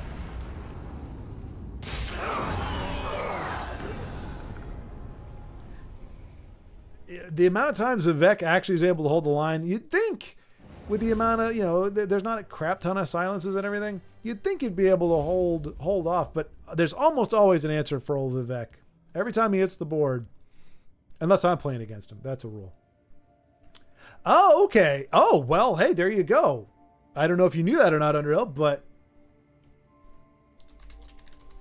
yeah, if it's actually built on that, then that would be the ideal platform to, or the ideal engine to try to run it on. Check out an IO game here.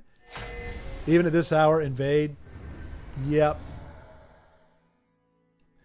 Yeah, I'll definitely be giving it a try myself. Now, granted, without a spectator mode, my relevance will be comparatively limited. But I definitely wouldn't. I don't know. I thought I was going to get to play it, but I don't know that I'll have a chance to at this point, which would be fitting. The guy who.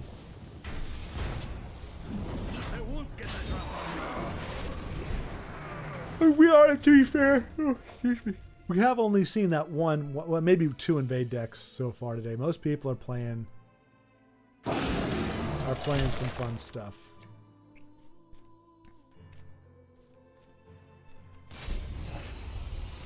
Shall we physically protest in the Bethesda building? Zen probably wouldn't.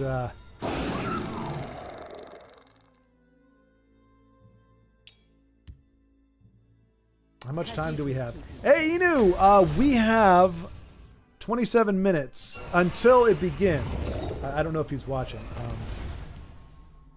Io playing Mud Crab. Brings a smile on his face. He's worse than a mud crab.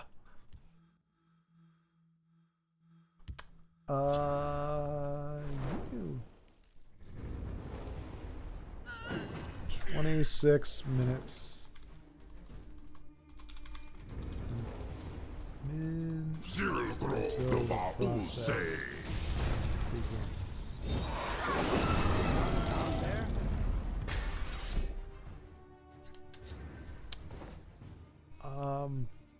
Let's dump the orc statue from Blizzard HQ onto Bethesda HQ. I'm not sure why we're bringing Blizzard into it, but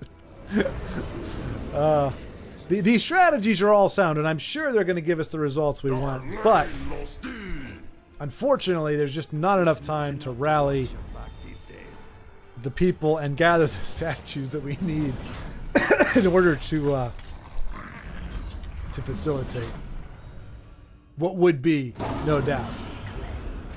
I smell the Holy stench cow. of the living. Holy cow. What a board.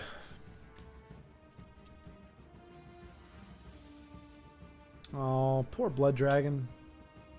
Where's my Alduin? Do you have Alduin in this deck? It wasn't a dragon deck, was it? It was a crab deck, right, Io?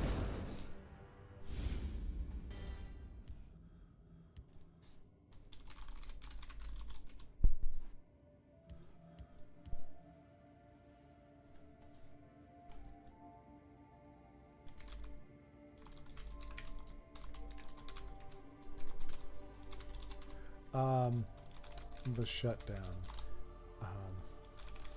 Heard from Io.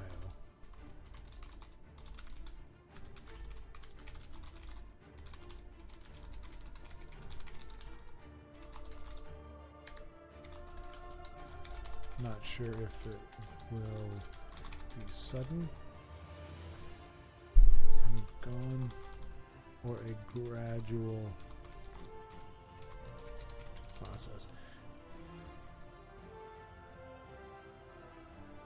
Oh, jeez. Classic Io. Yes. He runs Alduin because he doesn't walk him.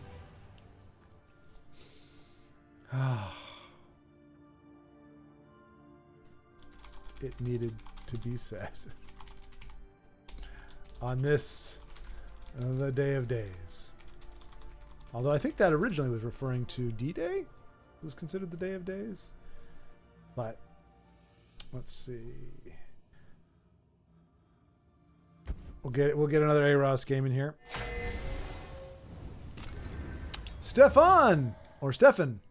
I don't know how I mispronounced that, but hail, friend. Hello and good to see you. Thank you for joining us here in the final moments, at least ostensibly. Also missed the amount of quality of player interaction you had here. You could see profiles, you could spectate. Yep. Yeah, which is very bizarre. I think Magic the Gathering has been around like a year less or a year more. And yet it has, when it comes to community, it is grossly deficient. For a game that's called Magic the Gathering, that's supposed to be about gathering people together, that was the original idea of the creator there, it sure is light on the gathering part. But yeah, Legends that was the one thing. You could talk about, the invades, we could talk about all the stuff, but one thing Bethesda nailed right off the jump was the amount of interactions you could feasibly have. Now, I think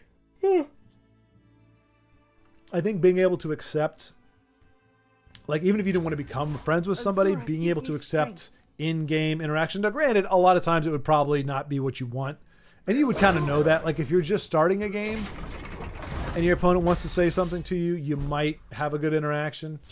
GLAHF or something like that. But obviously, if, you're kicking their butt and they try to message you, you can pretty much assume that's not going to be a friendly message.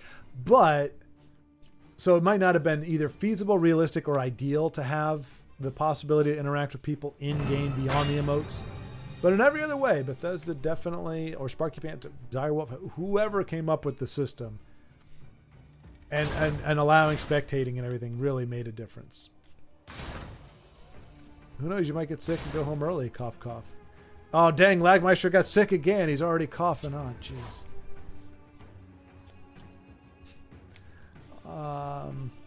Less than 1 hour left. Indeed, yep, we're down to 21 minutes. Again, if it actually happens, we still don't know how abrupt it's going to be. I think this will be my first lunch in front of the screen. This is how much I love you, but don't get carried away. If it makes you feel any better, Baldrick, I can't... Oh, wow. What a... Of course, A-Ross doing the A-Ross thing. Oh, no, wait. I forgot he can't do that for the entire lane. But, I mean, he's got lethal here. It's... Oh, and Twirlin' Merlin! Good old Twirlin' Merlin. I'm going to miss that name. Ooh. If that's a lightning bolt. A-Ross is getting... our odds. Ooh. Still not enough. All he's got to do is... Oh, he has to break a rune anyway. Oh wait, can't, no, yeah. Oh no. Yeah, well he does. I mean, he can hit with it, but it would be cool if he could finish on the ankle snapper.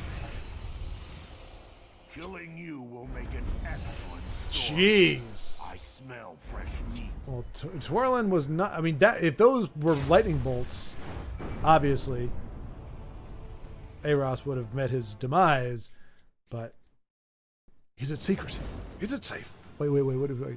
Weird ring your uncle left you there, Frodo. Yeah, sorry, I got to leave for a few years and dig into some tomes and scrolls. Oh, wait. Yeah, you know, actually, the more I watch it, like, I actually wanted to do, like, I mean, I mentioned before, like, little memes of different stuff from there, like, where Theoden says, at Helm's Deep, where he's like, it is over, and Aragorn's like, you said the city will not fall while your men protect it. They have died protecting it. Oh, they fought to protect it. They've died to protect it. And then just cut into Theoden just going, well, I guess I'm full of shit then, aren't I? You know, something like that, where it's just like, in the moment, there are lines. What is it? He's gonna raise Minas Tirith to the ground. Well, that's confusing. What? He's gonna raise it to the ground? Raise means to lift something up, and to the ground is down. So are we lifting it up? Or are we raising it? No, raising it. You're burning it. Oh, I see. Yeah, sure. You know, just. It's some of it's stupid, but stuff like that. But then, like the stuff like this, I think that was all something that I was thinking of. I was watching it too. Let's see. Well, that is what Gandalf runs around doing in the first half of Lord of the Rings, confirming the prophecy and armies of the enemy. Right? Weird ring here, Uncle left you there, Frodo. Yeah, sorry, I got to leave you a few years and dig in some tomes and scrolls. Keep it secret. Keep it safe. Oh, that was what I was thinking. Like, seriously. I love how casual the world of Middle Earth is. That a ring that allows you to go invisible is something like, it's just like, oh, it's just on the mantle. Like, even if it wasn't the one ring, it's a freaking cool ring. Like, being able to go invisible, like, that's a dream for most of us. Like, I think, I mean, now granted, you know, I think it's fine Tolkien wrote what he wrote, but like, I would be geeking out over a ring like that. Like, I would be using it all the time. I would keep it secret and safe, but I'd be using it a lot too. Now, granted, I mean, in Hobbiton, I guess maybe, like, what are you going to do?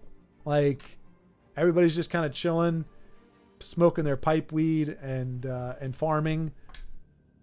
Like, what do you need a ring of invisibility for? There's really no, you know, it's not like you're doing espionage or you know, spy craft or anything. Like, all the cool stuff that you could do with a, although I guess right now I'm thinking about, like, what would I do if I could go invisible?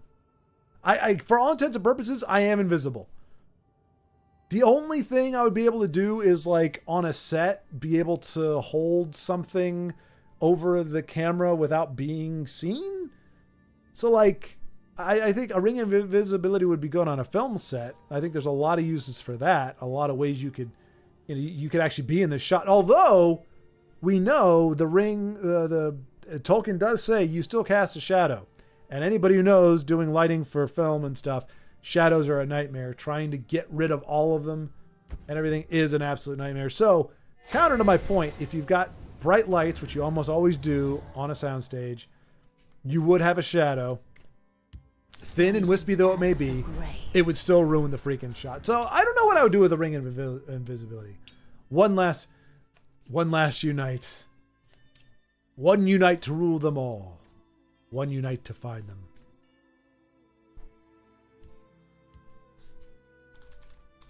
Make it so, my friend. Make it so. But yeah, it was just how, in that world, just how, like, chill. And in the dark, exactly, Jonas, yes. One ring to unite them all. One ring to unite them all. And in the darkness, unite them. Clearly, I don't quite have Tolkien's zeal for non-repetition, but yeah, there were a lot of stuff. There were, you know, there's a lot of things, and that's the thing. It doesn't diminish the story or in any way, shape, or form. But it's just funny to think about certain things, or at least the way they're presented, maybe in the movie when it's different than than when it is in the book, and it maybe makes a little less sense. But it's not to mock the material. It's just pointing out the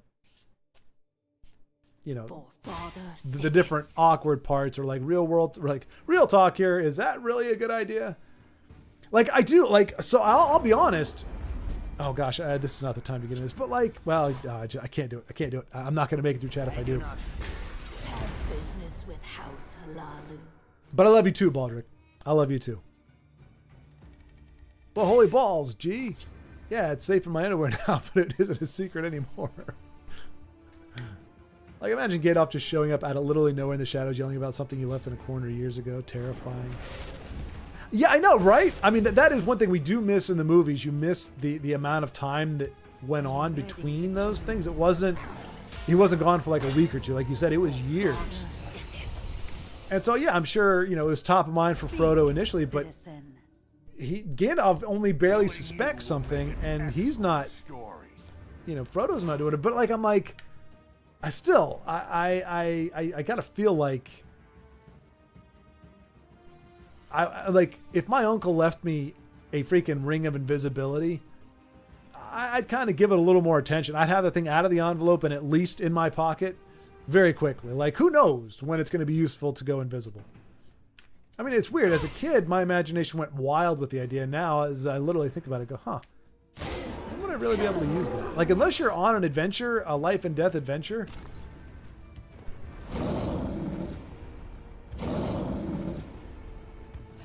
And is anything you hear or perceive while invisible admissible in court? These are the things you got to think about. What's going on? Aladdin 2, a movie sequel that feels more like a repurposed TV pilot, has the best villain song, in my opinion. You're only second rate.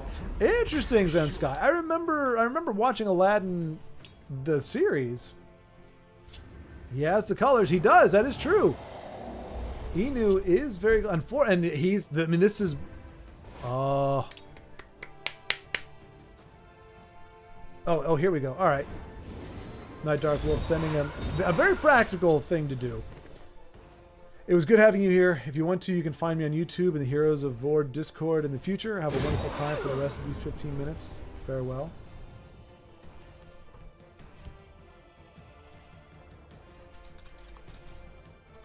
Thank you, sir. My power is not to be underestimated. Very well.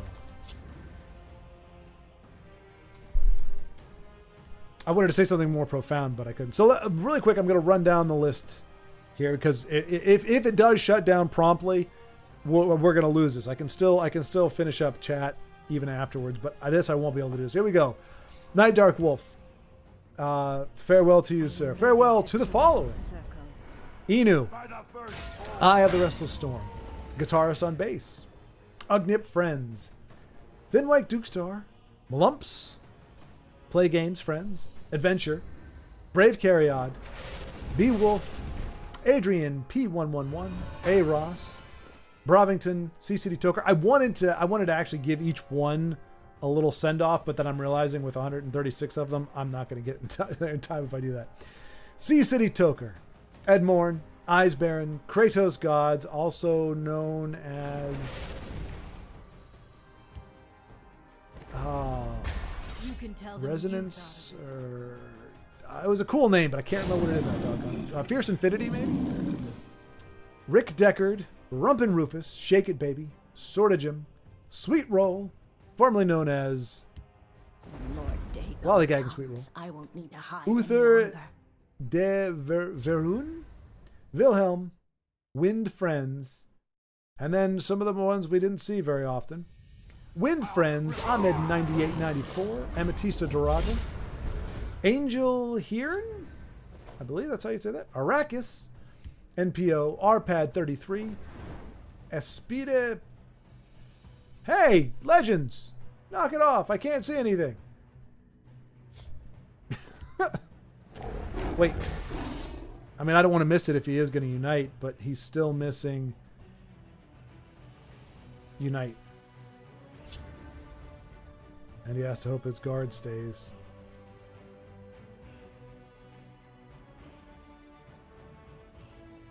All right. Bam Bam, Banana Schwab, Beast of Burden 86. Actually, a lot of these are people that up until oh gosh darn it. I also will not miss those really long turns where there's a very clear and obvious card to play, but it takes an hour and a half for it to come out.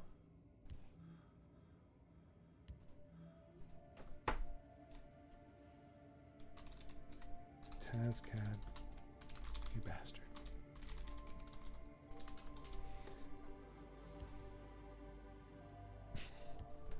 All right, let's get another game going here. Oh gosh, who else? Sea City. Oh, we got to get Sea City on here. A staple of the game. I will miss the Doofus Maximus. Indeed, yeah. It was always Maximus's Maximi. Wait, what happened? Oh, he had a ward, I guess.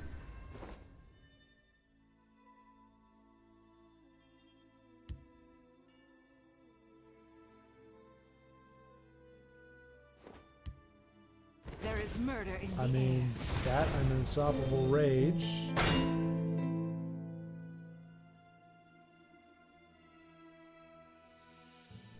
And Snake Tooth Necklace keeps him alive? No. Wait, Snake Tooth Necklace on Unstoppable Rage.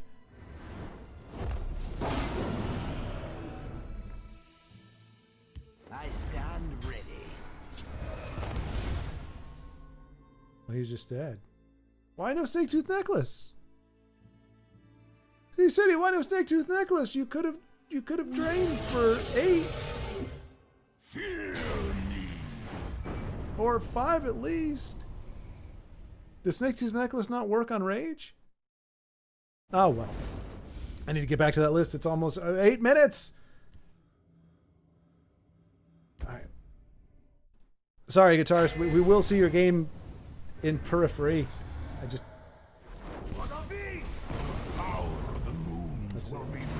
Beatrice, Big Hein 76. Good old Big Hein. Said he couldn't be with us here today, but maybe he's with on the stream. Buddy Bag Beezy, good old Buddy Bag Beezy. Boethia, Broda Azura, Brother Ridge, Carbon 77, Cats Are Sexy, Cold Sin,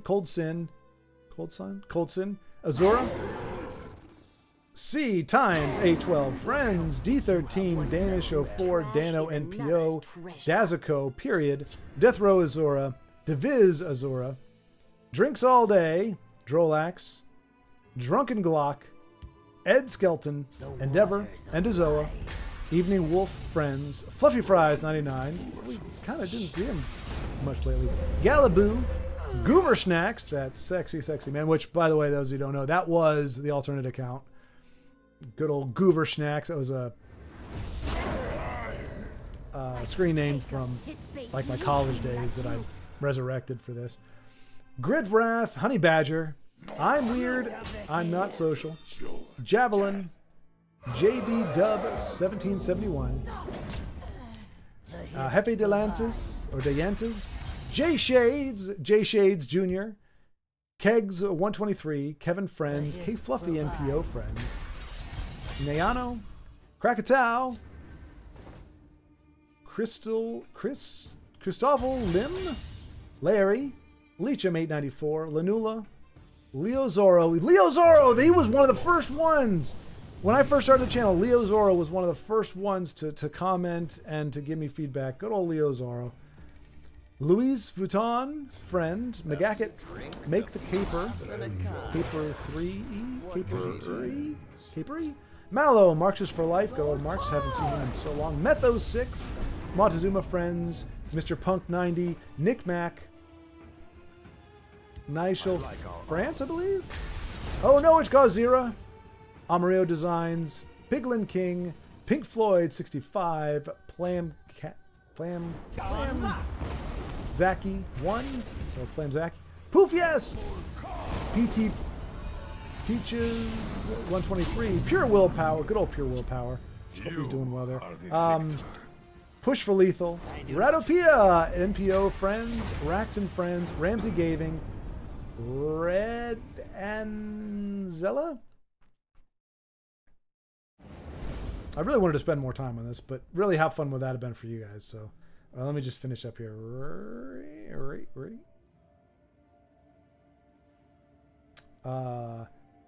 Rhiannon Rimmen 2012 friends, RX friends or France Saints, Saul Goodman, German, Shadow Azura, Swizzlewood, it's a fun word. That Prof Mattered, .mpo, Thick, Bam Bam, the Dragon Invader, the Dwemist, the Quayan, the Terrible X, the Willzilla, Tiago Ferreira,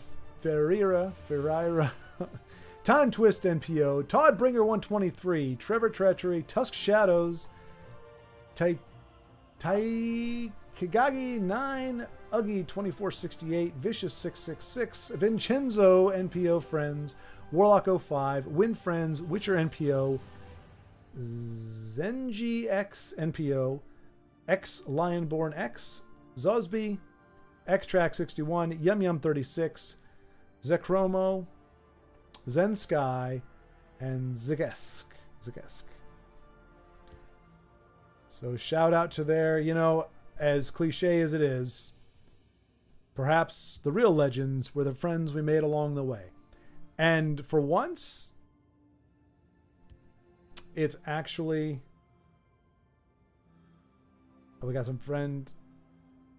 Let's see if we can get a unite in the last 4 minutes here. That would be a fitting way to end. Oh! It may just happen. He's got unite. What is he? He needs red. Is that it? Well, I mean, he just doesn't have it. He can't play everything at one time, but... You will be devoured in shadow. So he's got blue. He's got purple and unite. He can play those two. He needs red. Unexpected arrival. That could spit out a red card. It does not. Another gosh darn blue. Come on, game. Come on. Then Mike Duke didn't get much sleep either. He was streaming quite a lot with Daraloth. Ah, okay. I figured Thin Mike Duke would go.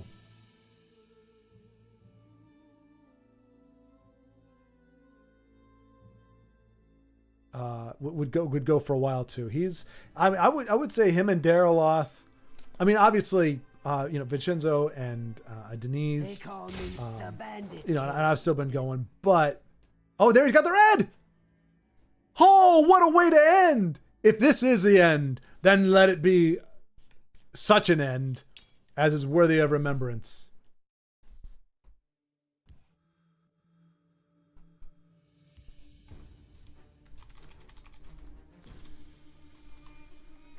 Farewell, good sir.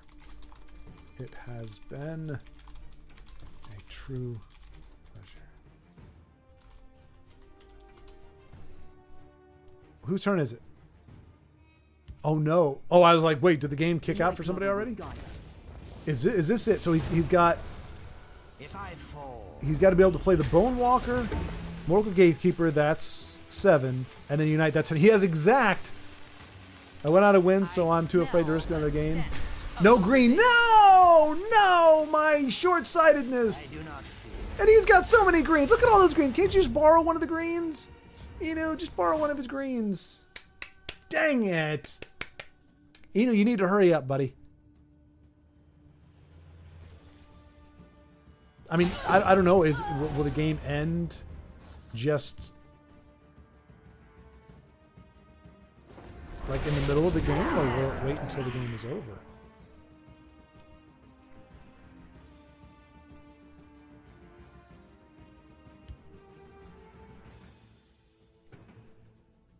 We does have the Necromancer as another purple if this one dies. Close ranks, let nothing through. Alright.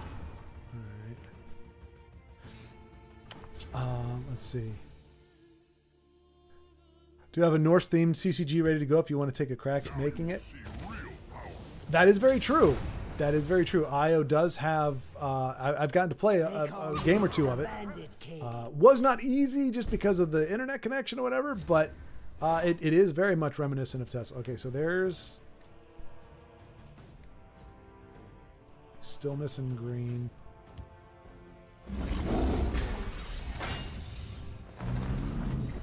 Oh! Oh! Oh! He's got the green. What are you doing, Inu? Pick the Black Hand Messenger. Oh, and he's even running green as one of his colors. I just noticed that would have been a cruel. It is a cruel irony that he has been delayed, but he needs the purple. Wait. Oh, that's bad news.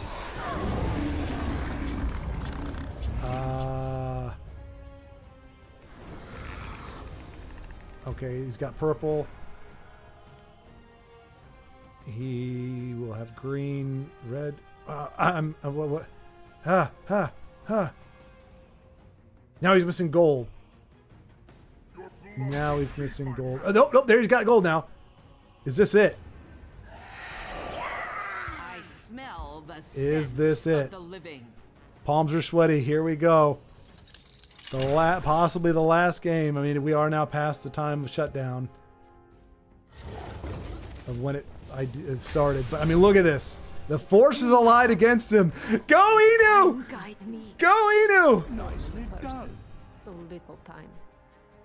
Rise, my servant.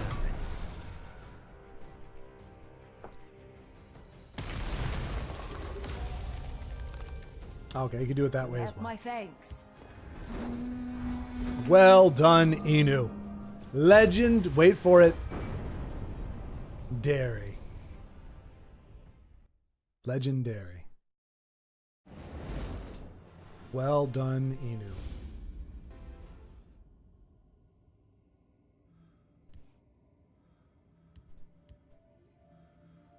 I mean, it's still going.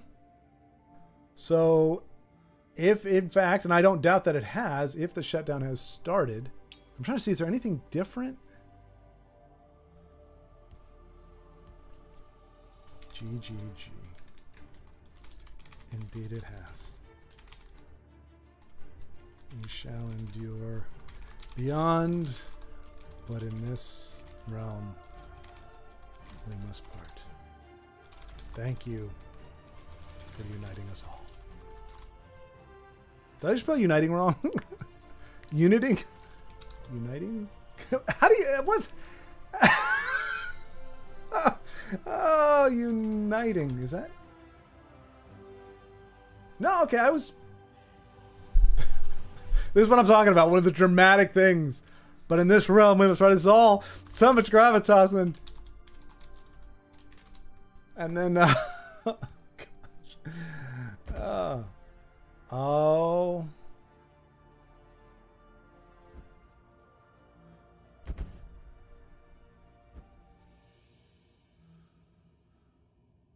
That's it. That was the last game.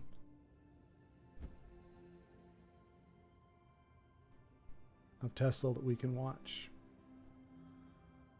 That we are going to watch. I mean, I'm not expecting it to.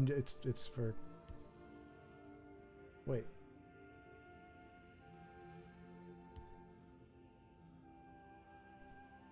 So I can still play?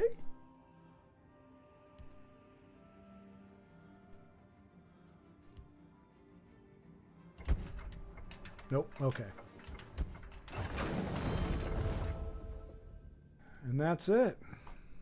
So it was a very abrupt ending. But that was it. This is...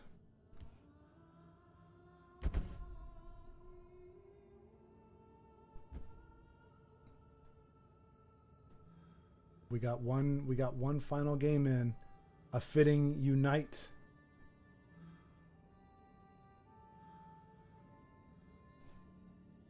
Well, there we go, folks. There we go.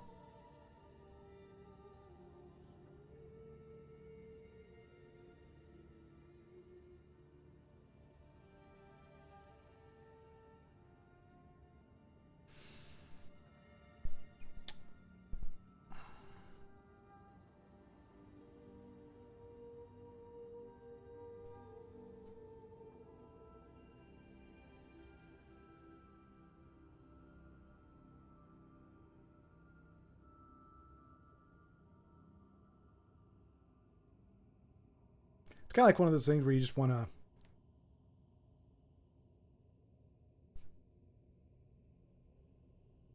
just kind of look at it. It's like if you had if you know you had to say goodbye to someone, you know, someone passed away, but they had a chair that they always sat in,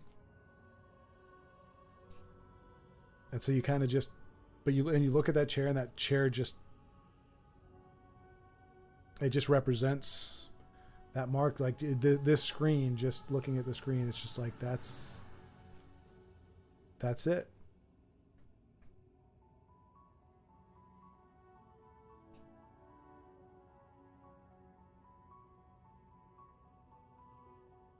Actually, music isn't bad either.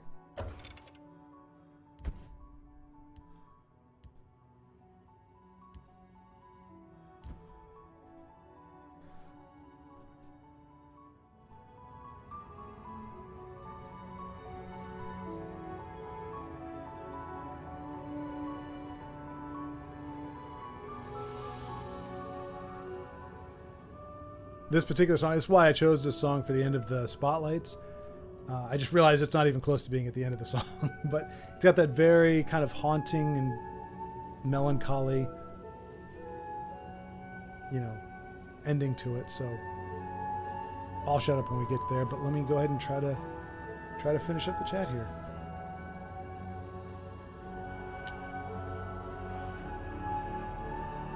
If you are funding and I am down, there's some programs help with funding it here too. Yeah, hey, this could be a nice match. IO's been looking for someone to help facilitate the development of the new game. It's really just been a matter, as far as I know, a matter of just finding the right person.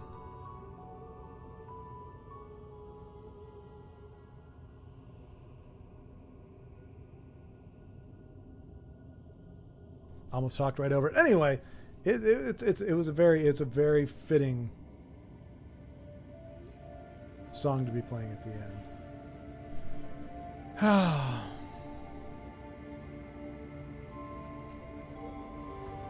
Yes, Underhill, absolutely, and that was something that was kind of amazing about the way Tolkien did it in The Hobbit.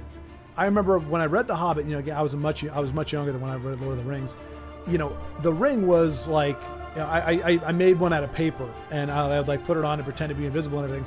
Once Lord of the Rings, like once I read it and understood what actually was going on, it lost all the appeal. You know, like, because it wasn't. Now, Tolkien made the connection between The Hobbit and Lord of the Rings, but it wasn't.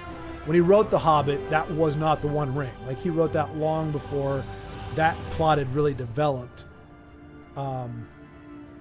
So the idea of it making you invisible, it wasn't necessarily that it was, you know, doing the Shadow Realm thing necessarily, but that is the manifestation of it. And so, yeah, it loses a lot of its luster when it's not just, oh, it makes you invisible. It literally is pulling you into an alternate realm that, yeah, is a nightmare, essentially. So, yeah. And once I realized that, I'm like, okay, being invisible isn't so cool. If that's what it means, if I can't see the world, like even if it wasn't taking you to another dimension, but like you put the ring on and like everything was muted and kind of bleh, it would take all the fun away. Like you want to be like doing the, but it would also be weird, like looking down and not seeing yourself. Like, okay, I know my hand is here, but I can't actually see it, so you have to touch it. You know, it'd be kind of weird. Anyway, but yeah, it definitely loses a lot of appeal once you realize what the ring was actually doing. Because I always wondered when I heard about the final battle with Sauron, this is of course before the movie and everything, I was like, wait, if Sauron had the ring and it made him invisible, how did they cut it? Like, could you imagine if Sauron was invisible? like, obviously he didn't think he had a need to because he thought he could take everybody out. But imagine having his armor, his presence, his everything in Mordor, where the shadows lie, but there really aren't any shadows from the ring. If he was invisible, good luck with that. Like, how the heck? I mean, Gollum managed to bite the ring off of Frodo, but that was a little bit different. You know, they're in close combat. Frodo's incredibly vulnerable, having gone through what he has. And Smeagol's a crazy person. But, yeah. It definitely is not as fun. Pokemon Go and Legends and World of Warcraft. Crypto, let's do it. Who's got funding? That would be quite an amalgamation. Let's see if are people still playing? Nope.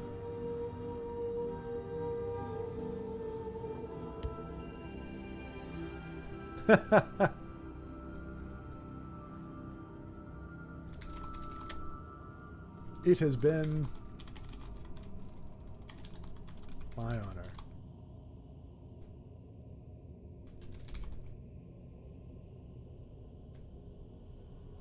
And what a great community.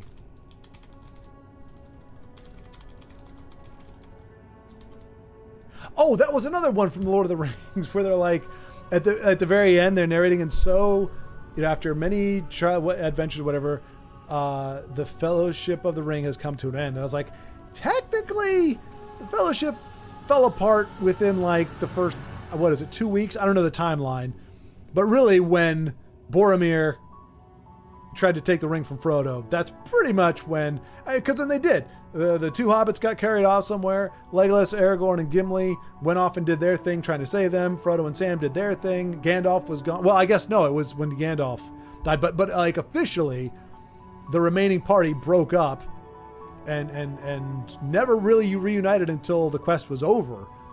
Like it was like if somebody said, "Hey, we're gonna have a fellowship. We're gonna create a fellowship, and we're gonna go through this adventure together."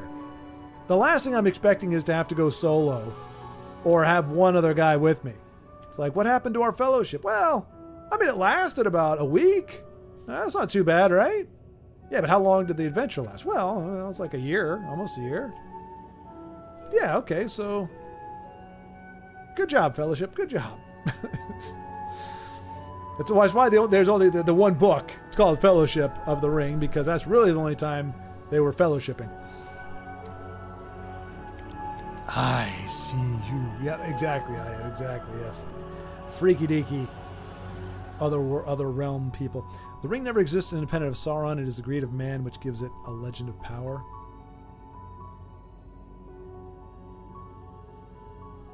It does, and that's so. If you ever had the ring, Sauron is after you. Exactly. Well, and that was the thing, and that's one thing that Jackson. You know, I've said it before. As much as I love those films, there's an element where he didn't really lean into as much as the book tells us about what the ring does, what it actually is capable of doing, which is essentially delusions of grandeur. You know, it makes you think you would be awesome. Like, you can take this power for your own. And I mean, it does. It mentions, especially as they got closer to Mordor, that, you know, just having the ring, it generated a presence. It created an image. It created fear and terror in people who looked upon you. And so, I mean, so, you know, when Frodo clutched the ring, you know, his weariness seemed to vanish. And suddenly he grew in size, he grew in height. Now, it didn't mean like he turned into a giant, but like it made him rise up. If you've ever seen Rankin and Bass's version of Return of the King, there's a lot of stuff that's kind of wacky with it and a lot of stuff that's not great. But what the ring actually does is pretty well shown there. It shows it, again, making Sam think that, you know, he can be some great leader and that, you know, he can... make the world the gardens of his delights. You know, again, that's what a gardener wants to do. That's his idea of conquest. They're going to turn this crappy land into a beautiful garden, a fierce and powerful garden. You know, and it's like, so no matter who you are, it feeds into your fantasies and your desires and feels like you're capable of achieving that. And it does give you a little bit of a boost. It does manifest in a way that projects the dark, you know, of what it is, of that malevolent power it projects it out. But we really don't get that. We get a lot of whispers. We don't get a lot of understanding what the ring is doing psychologically. You know, when Frodo, gets pissed at Sam, like for asking for the ring when they're in the tower. But it was like in his mind, he sees him as an orc pawing at him, pawing for the ring. Like it actually screws with your head. So yeah, it's much more of a liability than it is an asset. But I don't think we really got to see a lot of that in the films. It was just kind of, this, just a token of evil. But I do like the fact that they made it very clear, no matter what your intentions are, you're not using this for good. Like, it is going to break you, not the other way around. You're not going to be like, all right, ring, let's get on the same page. And the ring is like, okay, fine. We'll do what you want to do. It's like, no, the ring is just, it is going to corrupt you. It is wholly evil. It is designed by evil. It is meant for evil. And using it will only erode you. And if you do use it, it will eventually turn you into a wraith. Like, I think they even mentioned in the books, if you wear it enough, if you put it on too many times, even if Sauron wasn't rising in power, even if the Nazgul weren't around, like Bilbo had begun to feel the effects of it, you could eventually wraith yourself, where you become invisible permanently, and you're part of that realm as a fixture. But anyway, nah, I'd win. That's very true. I don't doubt it. Did Frodo know it was a ring that makes you invisible? I don't remember. I think not. If I remember well, he discovered that only in Bree. He is told never to put it on, but eventually figures it out. Or was it on the road to Bree? That's very true. I guess he didn't know. He didn't know what the ring could do, which is kind of like, but he read the book, right? Didn't he read Bilbo's writing? And Bilbo does mention the ring in there. Like by the time of Lord of the, because I know in his initial story he leaves the ring out, which Gandalf said in retrospect was very telling of that it was already kind of trying to grab him. But I think by the time Frodo's around, I think in his red book, as he's written his There and Back Again, although maybe he didn't finish them at that point. I don't know. I would have thought Frodo had known, but it's possible, yeah. In the books, he does it at Bombadil's house. Was Bombadil before Bree? Oh, there we go. So I look it up. In the books, he mentions knowing what the ring does at Bilbo's party. Yep. Yeah. That's what I thought.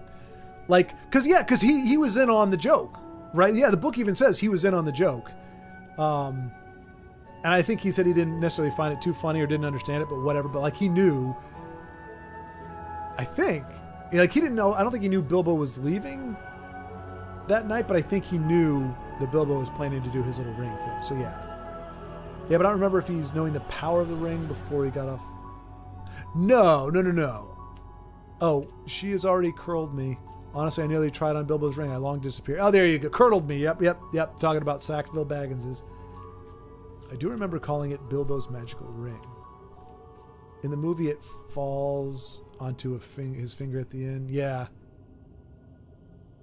Well, I don't think it's one of those things where like he flung it in the air. Like in the movie, he kind of has it gets flung in the air, and then it kind of circles around it, which I think was a decent cinematic way to show the ring kind of having a mind on its own. It wasn't like, I mean, we know what it shrinks and expands. I don't know that it can really fly, but it very much, the odds of a ring falling onto your finger is pretty darn small unless it's kind of magnetized to your finger.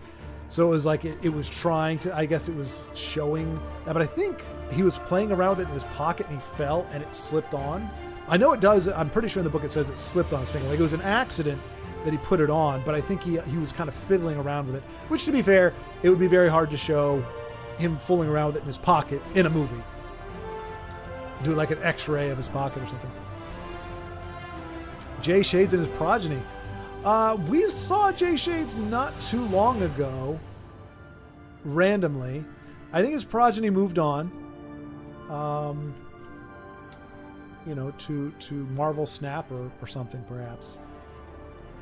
But yeah, Jay Shades was There we go. These are the folks that are still online. I'm sure Thin White Duke and Daryloth gave a fun. I'll have to check out their streams and see how they ended it.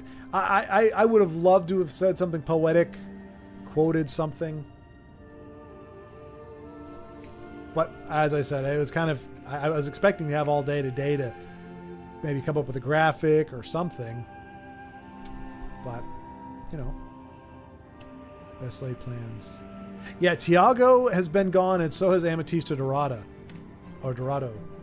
Both of them have been MIA for, gosh, past month and a half. But yeah.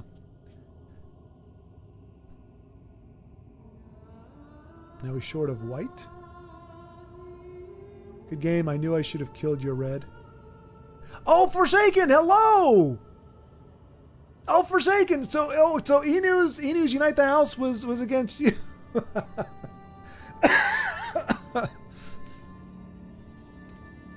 Well, Forsaken, I mean, I know you didn't throw the game, but honestly, obviously, I know it sounds selfish to say because you wanted to win your last game of TESL. I understand that. And so I'm not saying it's good or that I expect you to. I wasn't looking at the stream, didn't want to know anything. But I mean that. But honestly, as a Unite, you know, at the last minute, as your forces were thundering down the mountain towards him, bringing about his imminent doom, as a last moment of hope, he united the houses and corralled a win. And since we happen to be watching him at the time, I don't know if we could have dual spectated that. Forsaken, did we have you on the friends list? I mean, if we could have dual spectated, of course, I would have missed it anyway. But since we were watching at the time, it worked for the stream. Although, yeah, it's still never fun to lose to Unite. I mean, it's never fun to lose in general. You can, like you said, you know, good stuff. But Adria Sotero, it says the server is under maintenance when I try to log in. Yeah. Did me going face with Blood Magic Lord make a difference? You can watch the stream, Forsaken. I don't think so, because he grabbed the green. He needed green. That was the only one he was looking for, and he was able to grab Blackhand Messenger off the camel. So I don't think that shot you in the foot. All right, Baldric. I will see you later, my friend. There it goes.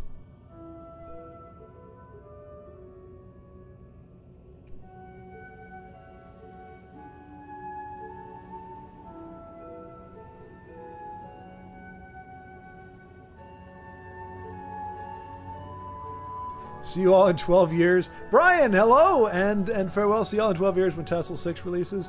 Indeed. Indeed. We shall meet on the battlefield again soon. Oh, that's cool. I united for you too then. Oh, Zeno, Zeno, yes indeed. Thank you as well. Our rivalry will live on in memory, Baldric. Yes, or not Baldric. Inu, yes. The Io Inu. Oh. Let's see. How much did you spend on this game? So, on this account, I probably only spent $10 because when I started playing, and most of the time when I was playing at my heaviest, I was not in a great financial situation. And part of the allure was it was free to play. So I think I may have spent like $5, get the Firebrand alternate art because I thought they were a lot better. And one or two little things, but maybe $10, $15. On my other account that I made, that Goober Snacks account that I made when I was doing much better financially, and I wanted to thank the game for, you know, or pay the game for time play. I think I ended up spending like $50 buying whatever of the things that were available to purchase, and like a thing of a bunch of card packs or whatever. So between two accounts over the past 8 years or 7 or 8 years, probably about $60 in total. It really is an honor to have played the last game and united for us all in memories. Indeed. They can take out a game, but they can't take our memories. That's very true. That is very true, Forsaken. The wheel of time turns and ages come to pass. Legends become myth. Good quote, Forsaken. Good quote. See, I would have been great. If I knew that quote, that would have been a great quote to say when the game actually ended. I hope for somebody who talks as much as I do, that the moment of silence had the proper weight. The fact that I said nothing for a decent amount of time, I think is about the most fitting respect and tribute I could give anything. The fact that I said nothing at all.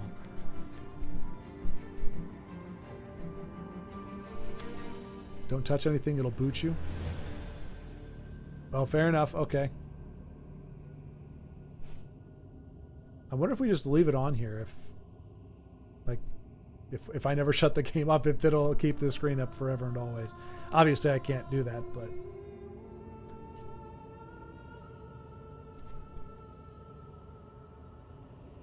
I feel like 04 to 24 era of gaming has largely come to a close. Yep. TESL always had lovely music. It did. And sometimes that music was what kept me coming back to the game. Not just to listen to the music, but just hearing the music in my head and be like, I want to hear that again. Like as I said, the card crafting music is one of my favorites. I started playing it right before Morrowind came out. I think that was 2018. So many memories. Played tournaments against the best and held my own. Favorite card game of all time.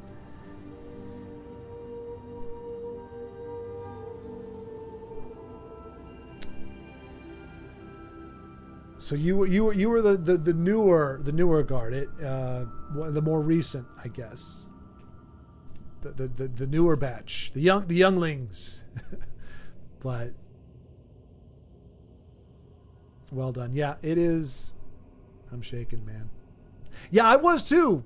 After your game, like I was like, okay, what's happening now? Like, yeah.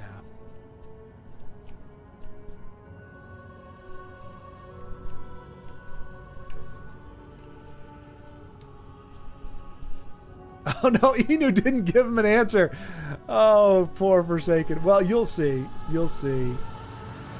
No, I would have top deck if you didn't. Okay, there you go. You got the answer there. Bro, I'll be 40. Let's not go there. Yeah, I wish I could say I'll be 40 as opposed to 40's getting further and further away. I'm still, for a little while, I'm still closer to 40 than I am to 50, but not for much longer. Not for much longer. Glad to be here with you all at the end of all things. I wish I could have been up to date on chat when it happened, but yes. These are great quotes. This is the last time the screen will be streamed because after this, no login.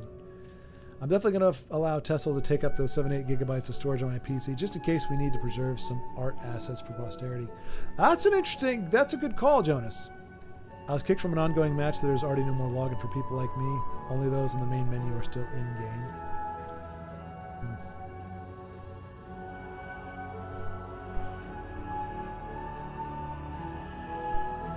With that down, it effectively doesn't exist.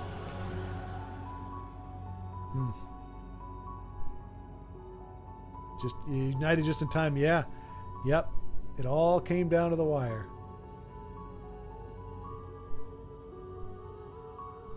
Me and Brave have just been pushed out as well. Then White Duke, it has been. Yes, indeed. It has. Thank you. That's kind of what I was saying. You and Daryl, I would say, and Night Dark Wolf, really helped give a final surge, a final push, I think, of interest and of gravitas to this game in its waning days. So thank you very much for that. I know you may not be here, but for posterity, for the sake of the stream, I want to thank you And thank you, Denise. I mean, it's tragic that shortly after you made the decision to start playing, making videos and everything, that you had a lot of momentum, and you made a lot of progress. More and more people finding your channel and appreciating your what you brought to the game, and your voice and your style.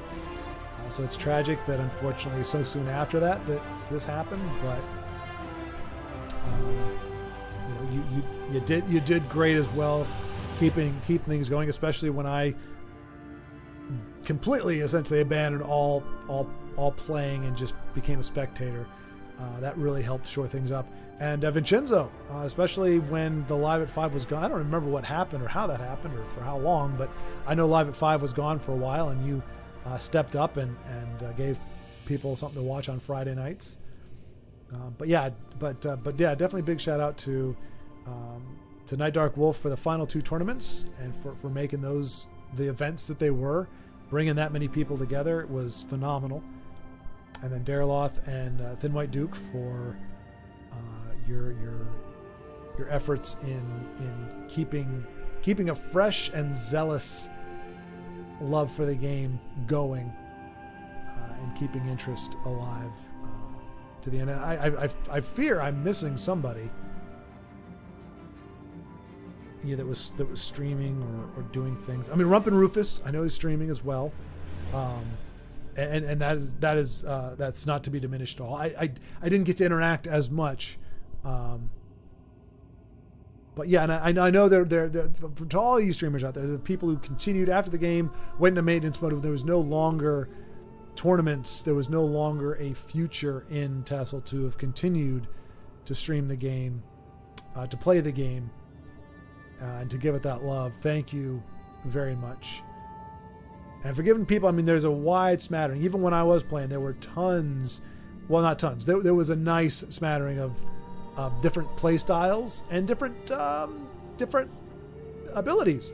I think we need to see the high level plays, that people are capable of, and we need to see the janky craziness that people can pull off. And for a admittedly smaller group of people, you need to see the down on his luck, can't play the game worth a darn, but by golly, he's still trying until he eventually stops. You need to see that too.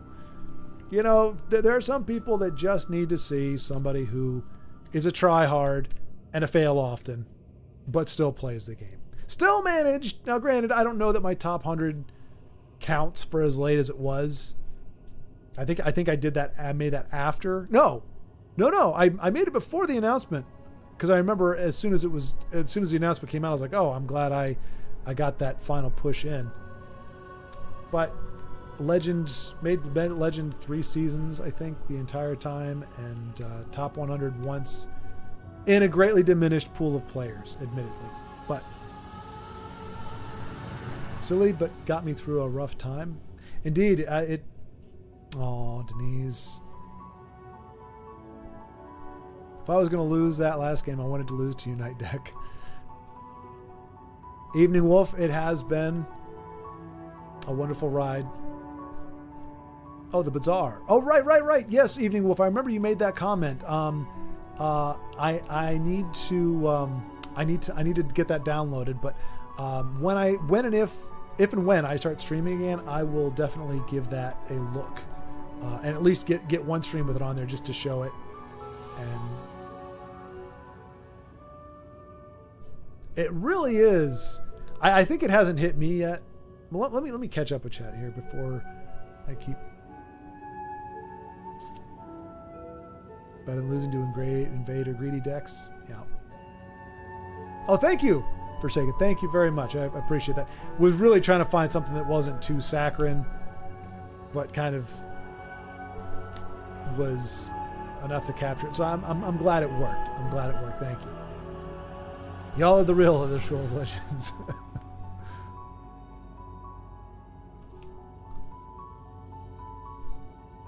Dude, gonna make me cry. Oh, wait.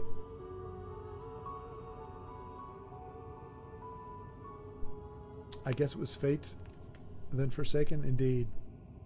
Indeed. And it took somebody else to be on the other side. It did. So you got to be part. And instead of it being something like a what do you call that? Posterized. They always have. It's like the guy doing the dunking. There's usually always a guy getting dunked on, and that's never a good time. But that's not what this was. This was the game needed to happen, and you were able to contribute to that moment. Even if, as I said, the final game, it came down to it. It really came down to those final plays. Being able to grab those cards, like you said, you had lethal the next turn, and it was a good game. It was well fought. There's no shenanigans. There's no craziness. You played well. You fought well. And I think it was a suitable way. TESL kept me sane in lockdown. Yeah, I think that was when a lot of people got into it. A lot of people found it at that time. Spent over $100 on the game easy. Holy cow! Wow. Well, yeah, it's but again, now I think I looked. I'm probably at about 2,000, between 2,000 and 2,500. I know I'm only at 960 or something on Steam, but most of my time was played with this game on the iPad, through which is a different deal. So that has its own timing. But my iPad has died, so I can't see the numbers. But I'm pretty sure it was at least doubled my time, if not more. So I would say a minimum 2,000, but probably closer between 2,500 and 3,000 hours played. And so even then, if I'd spent $100 at about 3,000, that's still a great bang for the buck. And I'm sure Forsaken, you got your money's worth out of it as well. But that's a good. With that, my 5,406 hours on Steam playing TESL is over. Wow. Frank the Tank, my spiritual mentor taught me all is prelude. The end of TESL 2 is prelude to something greater. That is a very hopeful and uplifting message, Frank. All is prelude. That is a great way to look at it. Everything, no matter how great, is a prelude to something greater. And so that is a great quote for hope for us moving forward. And as Denise said, we still have the community. Where it goes, how active it will be, what it turns to, what it might morph into. I think a legendary remnant can apply to more things than just legends. I think it was created specifically to allude to legends, but it can grow into something else as well. Or as many things are here for a season. Whether it's a game, friendships. That doesn't mean I'm there may come a day where we sever all bonds and yada yada. I love how I can quote 2 words at a time from Lord of the Rings. Every time I think I'm going to launch into a quote. I can do it with Star Wars, but I've been watching that since I was 4 years old. But every time I think I've seen Lord of the Rings enough to be able to quote it, as soon as I launch into a quote, I'm like, okay, I got 1 or 2 words, not even necessarily the first 2 words, but I get 1 or 2 of the words, and then I totally forget it. Oh, the song is up. Let me crank it up here. A little bit.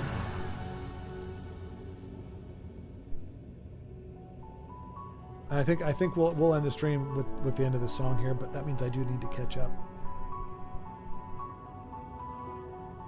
But now, what will you bring to the channel? Zeno, I'd started doing retro gaming, so that is kind of, or just, like I played Mario Brothers Ship. That's not retro, so it's largely Nintendo. But I don't even know if as of right now, I'm not sure how much of that will be happening as well. Do you want to find the link and put it here for people? Let's see. YouTube.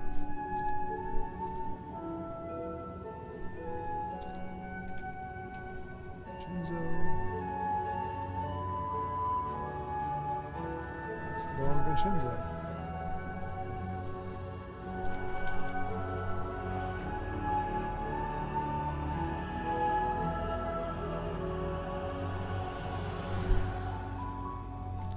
Well, maybe I won't finish when the song stops because it's getting to the end very quickly.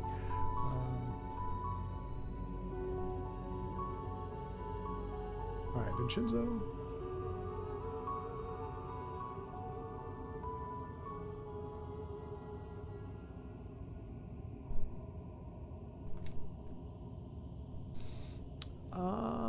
Old music stuff, Divinity Original Sins playthrough, Vincenzo's 2023 fall tournament.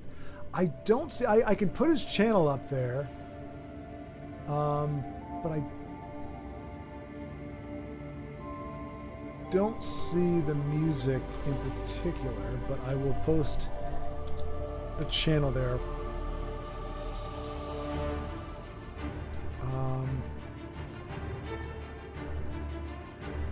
I filmed all the art guitarists, still got to edit and upload. Just hope the old school content creators keep their YouTube channels up. Yeah, it would be nice to be able to go back and watch some 2016 CVH videos.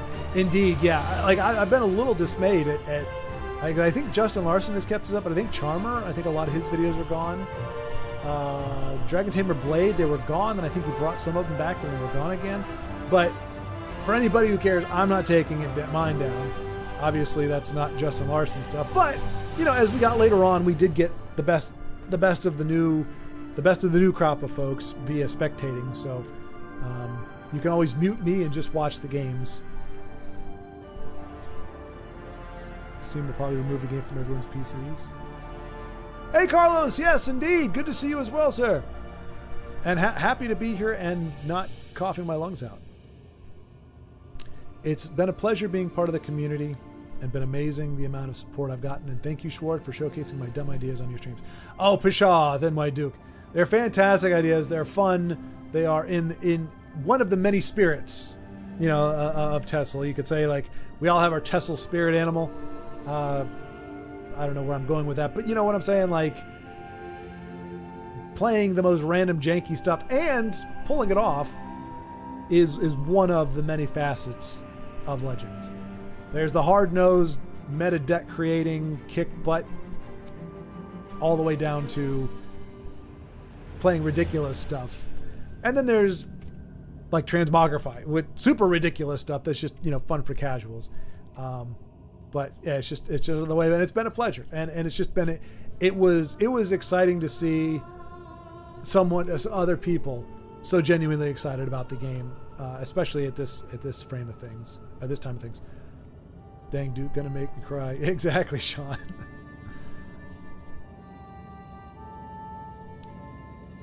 Oh, maybe Forsaken was talking to Thin White Duke about his thumbnail. Either way, yeah, Thin White Duke does come up with some great thumbnails, so perhaps he was referring to that. Again, check out Thin White Duke's channel if you haven't already. Like I said, he's got some really great thumbnails, very dynamic, got a lot of cool stuff going on. You can tell he puts time and effort into those and really makes them pop. So there's no reason to take this game offline. It just runs on a virtual server somewhere. It costs almost nothing. I know, and that's why I'm saying, man, like conspiracy theories may abound, but I'm like, the takedown was so quick without explanation, and it just seems so unnecessary that it seems it was done out of spite or out of, I mean, there's we'll put it this way. The impetus for shutting it down so thoroughly and definitively is peculiar, or is unknown, and the speed and totality and finality to which it was done does raise more questions than it normally would. So it is a peculiar thing. I wonder who has top spot as game went down. Diviz was number 5. Oh wow, that's impressive. Diviz number 5. Rumpin! Good to see you, Rumpin. Oh, there you go. Ross Pierre Dole was number 1. Firewolf was number 2. Wow. Those are 2 names I don't think I've ever heard of in Legends, but there you go. Maybe the real Elder Scroll Legends were the front. I said that, Jonas. I said that. Maybe you missed that. But it's true. But it is true. Literally, it's a platitude, or it's a cliche or whatever, but I at least for me, I would say after the first time I made Legend, like on doing videos. After that, the game quickly became more about the people than it was the game for me, because as I said, I was never great at the game. C-City will tell me, other people say you were good, you were fine, you were better than average or what have you. If you play with a good deck, you'd be all right. But I think we all know I was never in the higher echelons. If there's, you know, a ranking F to A, I was a solid C. Solid C, who had moments that ushered me, that thrusted me, spiked me into a B, maybe a B plus. But far more times was getting dragged closer to the D area with my level of play. So for me, it was natural that it would be, and as a relational person, that's going to draw me more so, or drew me more so into the game, and how other people were reacting to it and playing it, that I enjoyed. But Legend was still that platform. It was still the reason for it all happening. So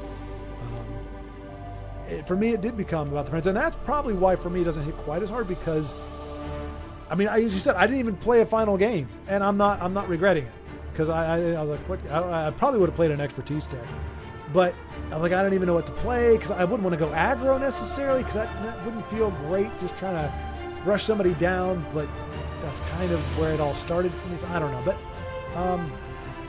but because everything that I really appreciate about it, like I have the music, so like that's not going to go away. Lots of the cards. We have a lot of the cards to look at. Thanks to Denise's thorough cataloging, we have all of them. I created those little card thingies that have the music with them, but obviously not all of them. But like, so a lot of the stuff that I really did love, the artwork, I have a lot of that. Thanks to Ugnip. Ugnip got me. I had a decent collection, but then Ugnip gave me a more extensive one, with links to the artwork. So a lot of the stuff that I really appreciated about the game still is going to be out here, but the biggest draw for me became the people, and y'all are still here. You know, the server didn't disconnect all of us, so that'll, you know, that's still around. All the truly irreplaceable stuff, the truly irreplaceable elements are still here. Even now, after the game has been shut down, they're still here. Heck, I still have the home screen to look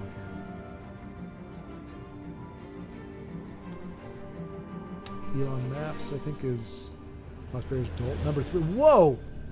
So somebody was able to get rank 1 and 2 using 2 different accounts. That's impressive.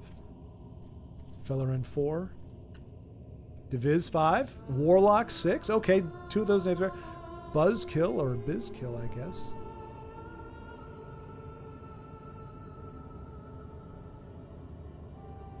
Alright. As good friends of mine told me a few days ago when I told them I pushed to Legend rank for the last time, he said, yes, it's called the Elder Scrolls Legends, not the Elder Scrolls of rank 1. It's very true. That's very true.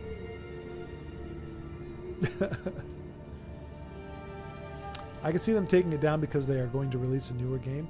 Oh, that could be. That could be. That's possible, Lagmeister. I think perhaps a bit optimistic, at least to think that it would be another card game like this. You'd think they would just update this one, but perhaps. Maybe they realized that the infection of Invade had gotten too far, and Elid Guardians, maybe they said, you know, we need to burn it all to the ground. And they needed to rebuild from scratch. That's a chipper thought. Rewind the clock. Lots of my favorite people made Final 10. Had a blast playing Skeleton Move Empire. I'll find Final Day. Yeah. We'll miss all the hissing. It'll take some time to adjust the fact that I can't just hop on and play when I need to clear my head. Yeah, Forsaken. Yeah, that's the thing. In the last times that I was playing this, that was kind of what I did with it. It would just be kind of like I'm just chilling in bed with my phone or the tablet or something, and just playing just for lulz, just as a thing to do. Magic became that for a little while, but even that is kind of. But like I said, I've gone cold on gaming at the moment, mostly because of the cold or whatever the heck it was that I've been dealing with. But yeah, Forsaken, that's exactly right. That's when it's going to hit, is that moment you go, oh, I would really like to,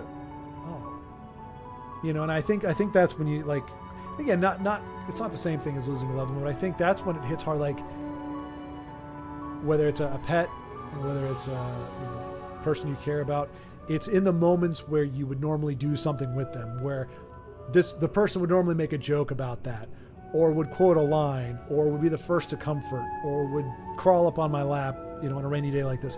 It's in those times where you connect with them the most and in the most profound ways that you feel the most profound sense of loss. So I think, tomorrow may be the first time that it really hits me.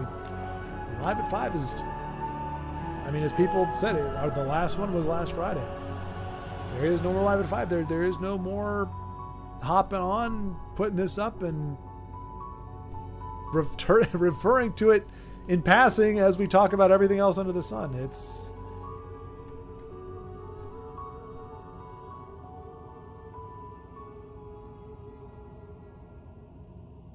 That's impressive. I have stopped talking within 5 seconds of this song ending every single time. It's like there's something in my brain that's going, hey, the really sad part of the song is coming up. But yeah, Forsaken, I think that's when it's going to hit most, is when, you look for that comfort thing and you like, it's almost like when they talk about like a phantom limb, like you could actually, I almost did it just now where you're just thinking, oh man, I'd really like to try the Relentless Raider OTK. I'd like to try that again, just to mess around. And then that's not an option. That fun little combo will never be played again, at least as far as we can tell now. Good White Duke, I need to go to bed 42 hours awake. Oh my gosh. Yes, you were right up there with Daryloth. I'll see you in the next Scalpa. All right, then, White Duke, I wish I could have been there to say farewell, but again, in holding true to tradition, I have lagged behind on chat. But thank you, Thin White Duke, for staying up for 42 hours to give this a true send-off. Here I am jumping in the last 2 hours of the game. I feel like a turd muffin, but what are you going to do? I got to raid with Blood Magic Lord on 5 or 6 targets as my last Legend play. Right, for saying, yeah, that was a good way to go. A good way to go. Like I said, it was a great game, a great ending. I would have played more conservative if I hadn't known that the game was shutting down. So I went all in, otherwise you would have won. There's a chance a version of the game resurfaces in the future, whether it'll be an emulator or whatever, right? Gotta walk the dog in and then start cooking dinner. But that dog has the bowels of a marble. Yeah, I said it. Goodness gracious. Should be like twice a day. Golly dang, Jonas. Stop feeding it and giving it water and it won't have to go to the bathroom as much. See, problem solved. I'm a problem solver. Thanks for that, everyone. Absolutely. Oh, there you go. That's right. Cards. That could be something in the future as well. It really has a lot of love from folks in this community, so that could be a way to go. It was a pleasure hanging out live at 5, playing TESL with y'all. I'd love to remain in some capacity moving forward. Maybe a different CCG, or things go well. My CCG, or a Night Dark Wolf's tabletop TESL. Indeed. Inside the Remnant, it should be made a list over people's numbers and stuff in the different card games we're all playing. Oh, yeah, there you go. Yeah. Good. That's a good call, Ugnip. I'll create a channel in Discord relatively soon. And it'll just be like keeping tabs or something. And, yeah, people can post what game they're playing and what their username is, or in-game name is, so that we'll be seeing what other games people are playing, what they enjoy. We can and try it ourselves, and then we know you've got a friend in me. If you join this game, you've already got somebody you know that you can put on your friends list. So yeah, that's a good call.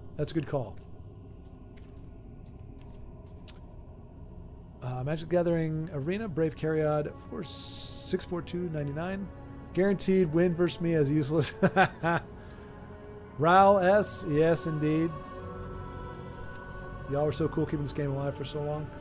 Thank you, Raul. I mean, yeah, it was I mean, that's the thing. It's a labor of love for everybody. People kept playing, kept talking about this game because they loved it. So that it was made easy. I mean, there were definitely decisions that were made towards the end that made it a little bit harder to enjoy the playing aspect, at least for me. But in spite of that, the game lived on for quite some time. Yep, Larson made some farewell bids. I don't know, was it a whole month ago? I thought it was within the past, maybe it was 3 or 4 weeks. Yeah, I guess that's right. But you're welcome, Raul, and it was a pleasure. Thank you. I'm just glad there were so many people that were still interested in this game, even a year and a half ago, when I started doing it again, just seeing how many people still were interested in the game. And then, Daryloth comes and go, okay, well, I'd have about 400 or 500 people watching the videos back in those days. And then he came along and was like, wow, thousands. We actually have thousands of players still out there. And it was true. I think we said recurrent, somewhere between 2,000 and 3,000, maybe as high as 5 for a little while at least. TESL life advice, fun video to finish. Content recorded. Oh, that sounds interesting. Life advice a la TESL. That's a keen idea, Denise. I look forward to watching that one. I'm curious to hear the life lessons learned from it. I once played a crazy game against Justin that lasted forever, and afterwards he said on stream that it was the most intense game he'd ever played. I won the game post Journey to Sovngarde. Ooh, hey, Forsaken, you might not be here still, but I would be curious because I'm sure that was on. You said it was on stream, so do you have a link to that particular stream? I'd love to see that. Zeno, farewell. Farewell. We will see you again. What was it? Again, I said, farewell, dear friend, until our next meeting.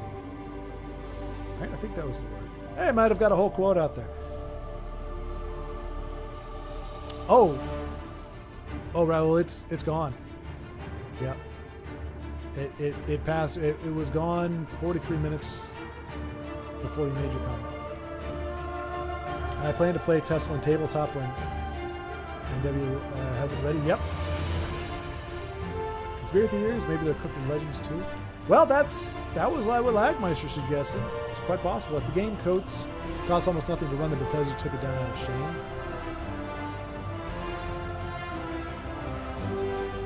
Don't want this game cannibalizing the player base.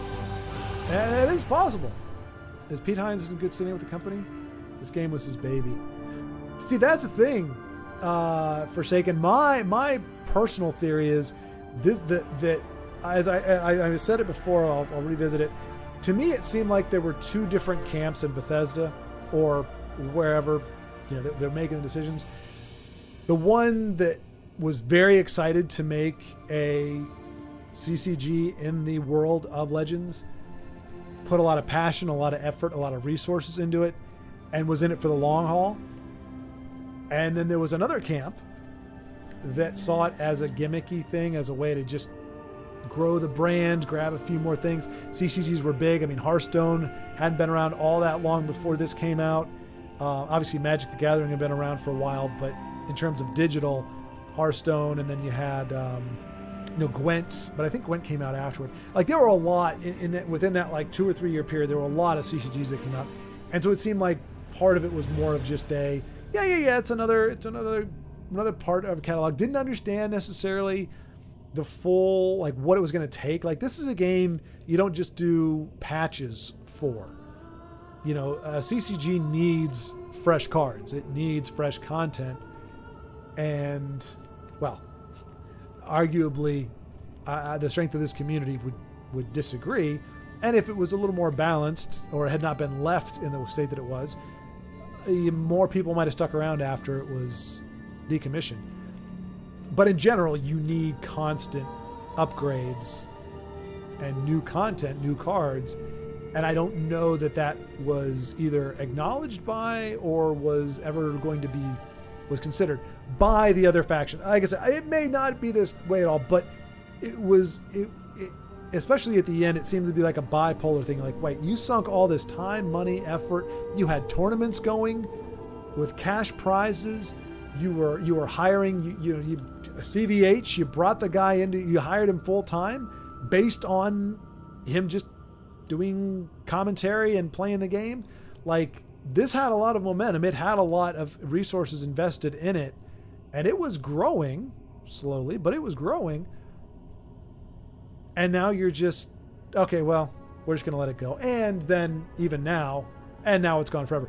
It seems like there were two minds always about this game. And I just, if not, regardless, I just appreciate whoever was the one who spearheaded and you know, didn't phone it in when it came to music. Like, this isn't just rehashed music from Elder Scrolls. They could have done that. They could have just used screenshots of you know, from their games as card art. They could have just done music from the other games and had this kind of just be and it still would have been fun, but like, you could have gotten away with doing that, and yet you chose to put the resources in to make this what it was. And as many people said, I mean, I thought mistakenly, because I hadn't really played Magic or anything that much, that, you know, Legends wasn't really that far removed from most CCGs out there. But and really, as a tribute to all CCGs, they're very different. You're not, now the basics, the fundamentals of playing well, of you know, always draw first, and your basic, you know, cards, you know, being able to draw cards is a big deal. Being able to ramp is a big deal. Being able to tutor in and cycle through cards is a big deal. Like, there are some fundamentals that pretty much span all the card games, but in terms of the mechanics and how the game is executed, like we saw Runeterra, very different from this one. Cards, very different from this. So unfortunately, Legends was, fortunately and unfortunately, it was highly unique in what it offered. And unless what Lagmeister and some others have suggested, you know, happens and there's a sequel. Oh, wow.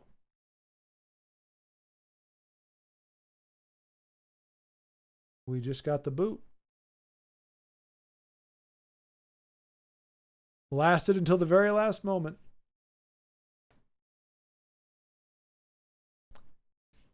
It won't load again. It is loaded for the last time. It's over. Strong bad. Oh, I love me some Homestar Runner. I came too late. That's all right, Raul. Very people knew it's already dead. Yeah. Pete apparently retired in 23. Well, there you go. Wow. Well, there you go. That Forsaken. So I rambled on, and if I just read a few lines down, that would have made things very clear. Maybe Pete Hines was the driving force of the game, even in, you know, after it went into remission, and maybe his departure was what allowed it to go away. Like, you know, it was his baby, or, you know, he was one of the people that were keeping it around, and once he was gone.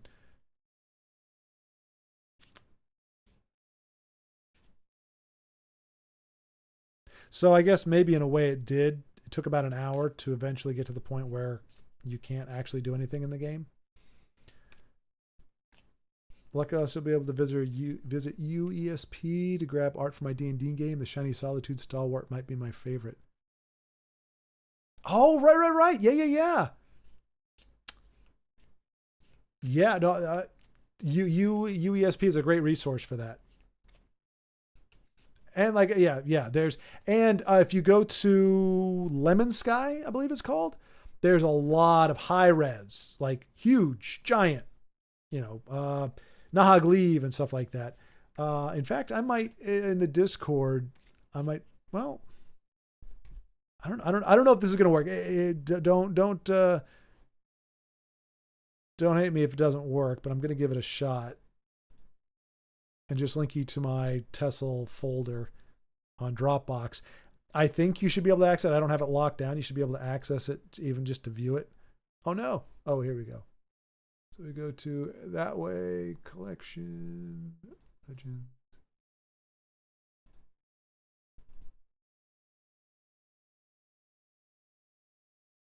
Yeah, it's got the digital deck. It's got TESL images. It's got some thumbnails I created, but it's all things. It's pretty much yeah,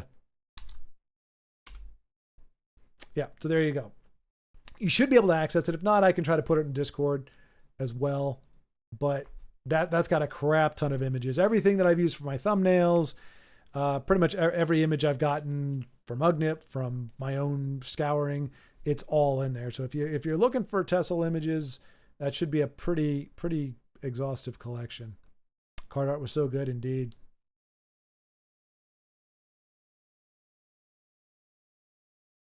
Oh, TESL themed D&D one shot next month.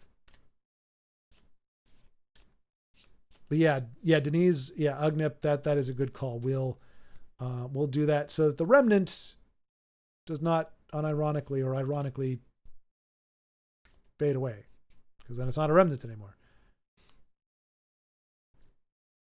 Yeah, I saw you're horrible at the game. Just kidding, Schwartz. I know nothing about the game for the conversation. Well, I mean, Carl, you've seen me play retro. So I'm about as good at TESL as I am at retro games. Like, yeah, I can beat some of the old ones that I played a ton, but most of even like old Nintendo games that aren't even that hard give me a difficult time. I'm still struggling. I still haven't beat Jackal, for crying out loud. So that's about my level of prowess with all games. I am non-discriminatory. I suck equally at all games, or struggle at all games. Alfred Anonymous, after 8 years of playing, enjoying, loving, and cursing, it finally passed away today. Yeah. I mean, I can't think of in my life, Alfred, but hello, by the way, of a game that I had more of a love-hate relationship with. Final Fantasy VII is getting there. My intense disdain for Final Fantasy VII is rivaled by a growing appreciation for it. TESL was the other way around. I fell in love with the game and everything about it, and then later on began to develop kind of a hate relationship with it, where I would just get sick of it and would want to stop, but then I'd always come back. And I can't think of another game that both drew me in and pushed me away on the regular than TESL. But yeah, always fun to play. Like if you wanted to try out a new deck, as long as your deck wasn't absolutely horrible, you could always play against the AI, no pressure, almost guaranteed to get a win, and just have fun with it. And it was a thing like, hey, you could obviously, the way things are right now, it's obvious it's the distinction between reality and digital, but at least at the time, you could farm a currency, a functional currency. So, like I said, I would farm gems before I went to work. So I'd wake up, I'd earn 300 gems for the day, and then I'd earn the money that I would use to actually buy groceries. So it's kind of cool to be able to do that, to be able to make that progress. And you can do that with other games as well, but I don't think the conversion rate is quite as good. On October 24th, about 1,000 players alone reached Legends rank. I think about 3,000 players in lower ranks. So sad. The game and community were in good condition and the potential was high. Yeah. I hope, and I don't believe this is the case, but I hope the taking it down was not out of spite in any way, shape, or form. I have no reason to believe that it is, but it just the complete and seeming unnecessary. But hey, like I said, who knows? If they do have something else coming out, they wouldn't, and they're not ready to announce it. They're not going to say, hey, we got something coming down the pike. We can't talk about it, but Legends is not the end or whatever. I mean, honestly, yeah, they could have said that. Even if you have something new, you could have dangled that bit out there. So I don't know. I don't know that there's something new coming out to replace it. But it was a Twitch stream of his. I would love to see it again as well, but I don't know. No, they don't. That's the one bummer about Twitch. Like, YouTube does automatic VODs, and then you can of course record your own stuff while streaming. But Twitch, I think it has a very finite amount of storage for that, and you have to tell it to do it. Yeah, it's if they don't archive it very well. That sucks.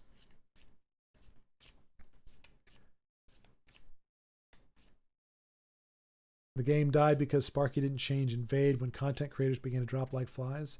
Is that how it went down, Frank? I'm not disputing that. I didn't know.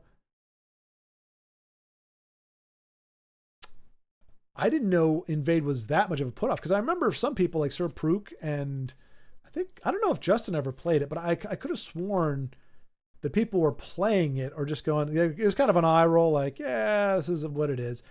I mean, but even now you got people, Vincenzo, I know for one, and maybe Io, I can't remember, but a lot of people like, Invade, you could beat it, no problem. Like, I mean, it sucked. It could get all snowbally, but it wasn't the end of the world. For me, it was. For me, it was a backbreaker, especially with the amount that it was played. But I mean, that could very well be possible, Frank. That even before the game was announced to be, for lack of a better word, retired in maintenance mode, that it lost a lot of support because of Invade. I wouldn't be surprised. Everything's being so promised during the first Masters. It looked like the game was going to be a rising star in a competitive card game world. Yeah, Forsaken. Yeah, it really did. It really did. I think it just, like Magic the Gathering didn't need advertising because it's been around since, was it 80? No, 93, I think is when it came out. When you've been around for 20 years, 25 years, you don't need to advertise your game. I mean, yeah, you do a little something, but you don't need to. Elder Scrolls as a franchise hasn't been around that long. It's been around for a while, but not that long. And that's not but even then it doesn't matter because it wasn't a CCG back then. Magic started off as a CCG and it's just stuck with it. Legends was something brand new, and even though it had some brand recognition, it needed to have a lot more pumped into it to get it on people's top of mind. And a lot of people, most of us didn't find it through advertising. Most of us found it by accident or looking for Elder Scrolls stuff. Wonder what happens when it finishes loading. No, Raul, it won't. Like this is what it would do if there was maintenance or something going on. It would do this for however long, and eventually you'd hit retry and it would boot back up once they got all the uploads or the updates done. But nope, but it would just do this in perpetuity until that happened. And so since there is nothing for it to actually do, it's just going to keep cycling through until eventually I close it out, which I'll do at the very end, which we're getting there.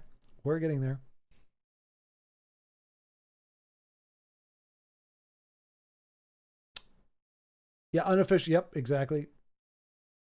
Yep.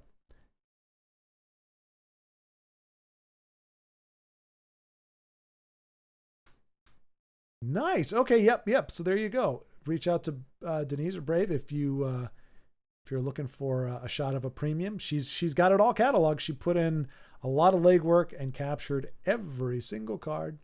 And unlike me, she actually did get some of the final alternate art, so you'll have those available.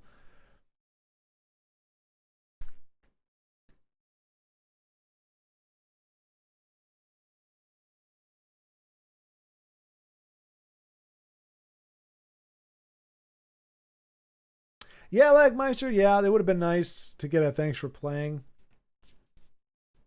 I don't know. I feel like all the effort from the production side of things went out a long time ago. I mean, the fact they had a blurb up telling us that the game was going to be ending at a certain time was about as much as we were going to get. That's all right, Macro. That's all right. Good to see you, my friend. Good to see you. Commentary free card art up as well. The card with commentary, and put the link in the commentary. You can enjoy their favorites. So what am I supposed to do when I poop at work? Sean, there are sometimes questions that really get down to the heart of the matter. And I think that's one of those questions. What are you supposed to do? I remember playing this game on my phone at work.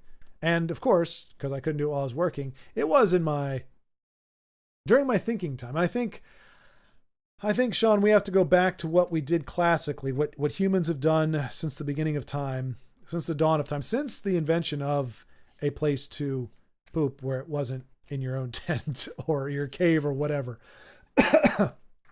We have to think great thoughts. We have to think great thoughts.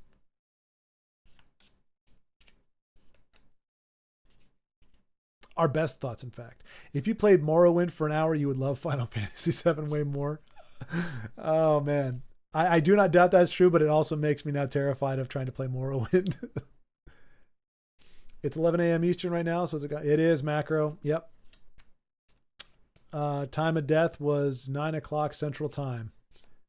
It was like 9:02 was when we started seeing people. When like the game ended. We were watching a game, had a great ending. It ended about 9:02, and after that we couldn't see any other games, and eventually everybody. Mads, I'm gonna miss you. You're the only streamer and content creator for this game I watched. Oh, thank you, Mads. Well, I mean, there are definitely some other great names out there, but I know folks resonate on different levels. So I'm glad I resonated with you that strongly. Yeah, and I mean, I'll still be around in some capacity, but I appreciate that. It's quite a compliment. It's quite a compliment, and I'm glad I was able to be here. I didn't know how this was going to look. I was like, am I like, what is the screen going to look like? Will I actually be able to see it? Will I, oh boy, I'm actually hitting a wall here. I was actually worried that it wasn't, that it may start, but like it would be a very subtle thing, like 8 hours from now, like you'd just start noticing that you couldn't, like that it would start glitching or whatever, that it would be like a slow death. This was very abrupt. Within about 5 minutes, all functionality was gone. But thank you, Mads. Thank you. Doomcrag Warrior pre-Namira Shrine nerf. It was a good deck. It was before the nerf, though, that was you almost could say that was a broken deck. It had the ultimate late game with a bunch of chargers and Journey. It had a crap ton of ways, especially if you could draw your Doomcrag, to control the board in the meantime. You can make trades. You wanted to make trades. You wanted to burn through your cards because you wanted to get to that Journey. Really, the only bane of the deck was maybe another control deck. Or, because I remember Nixox going against, in the tournament, Nixox versus Doomcrag. I think Doomcrag was favored in that one as well. But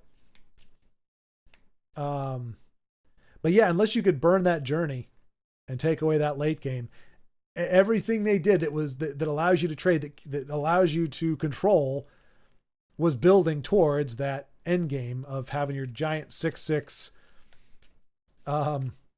zero cost firebrands. Invade was really that much of a put off. Fine for us remnants, but it's awful to play against for the very casual. I guess that's very true. Invade didn't kill TESL. I spoke with devs at the time. Really? No kidding.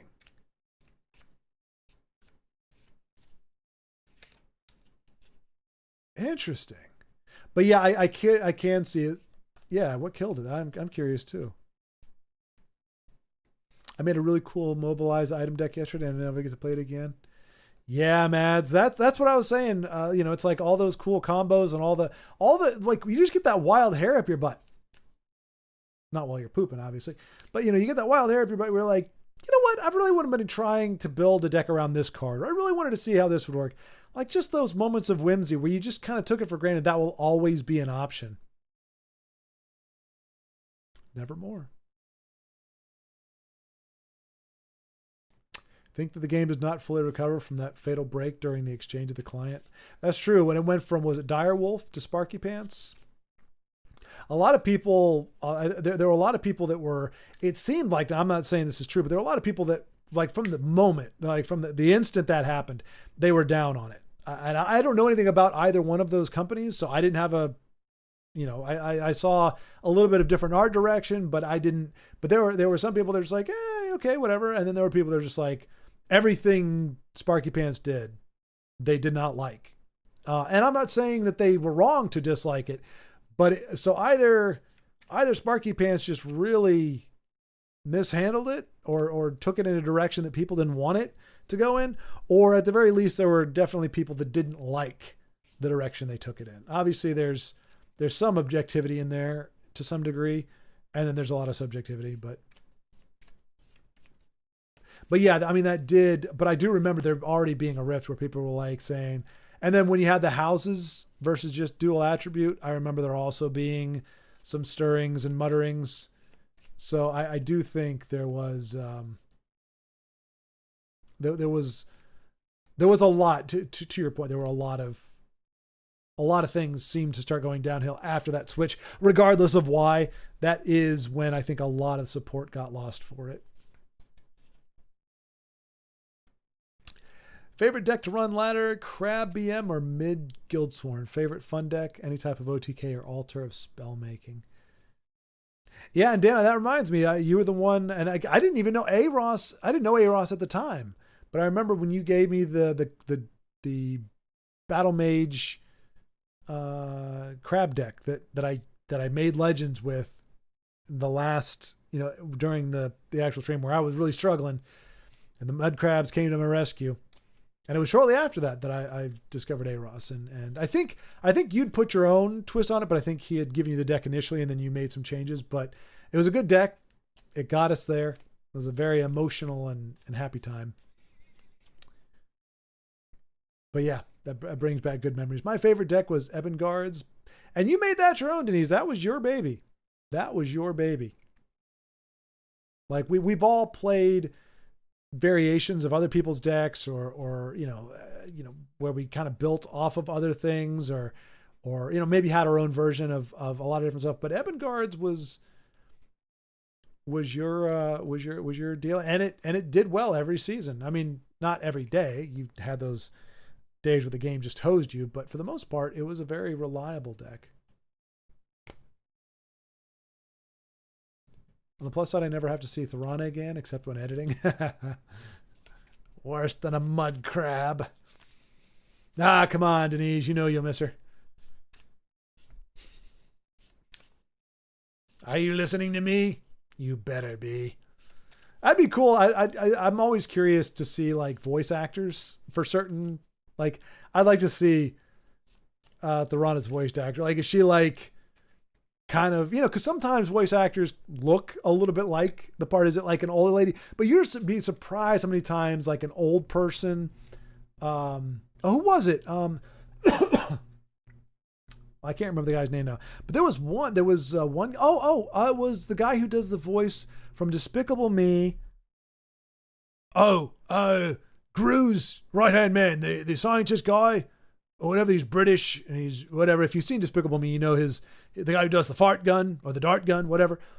It's like a guy. It looks like he's 24 years old as a kid, pretty much doing this old British guy. You'd think it would be like what's the guy's name?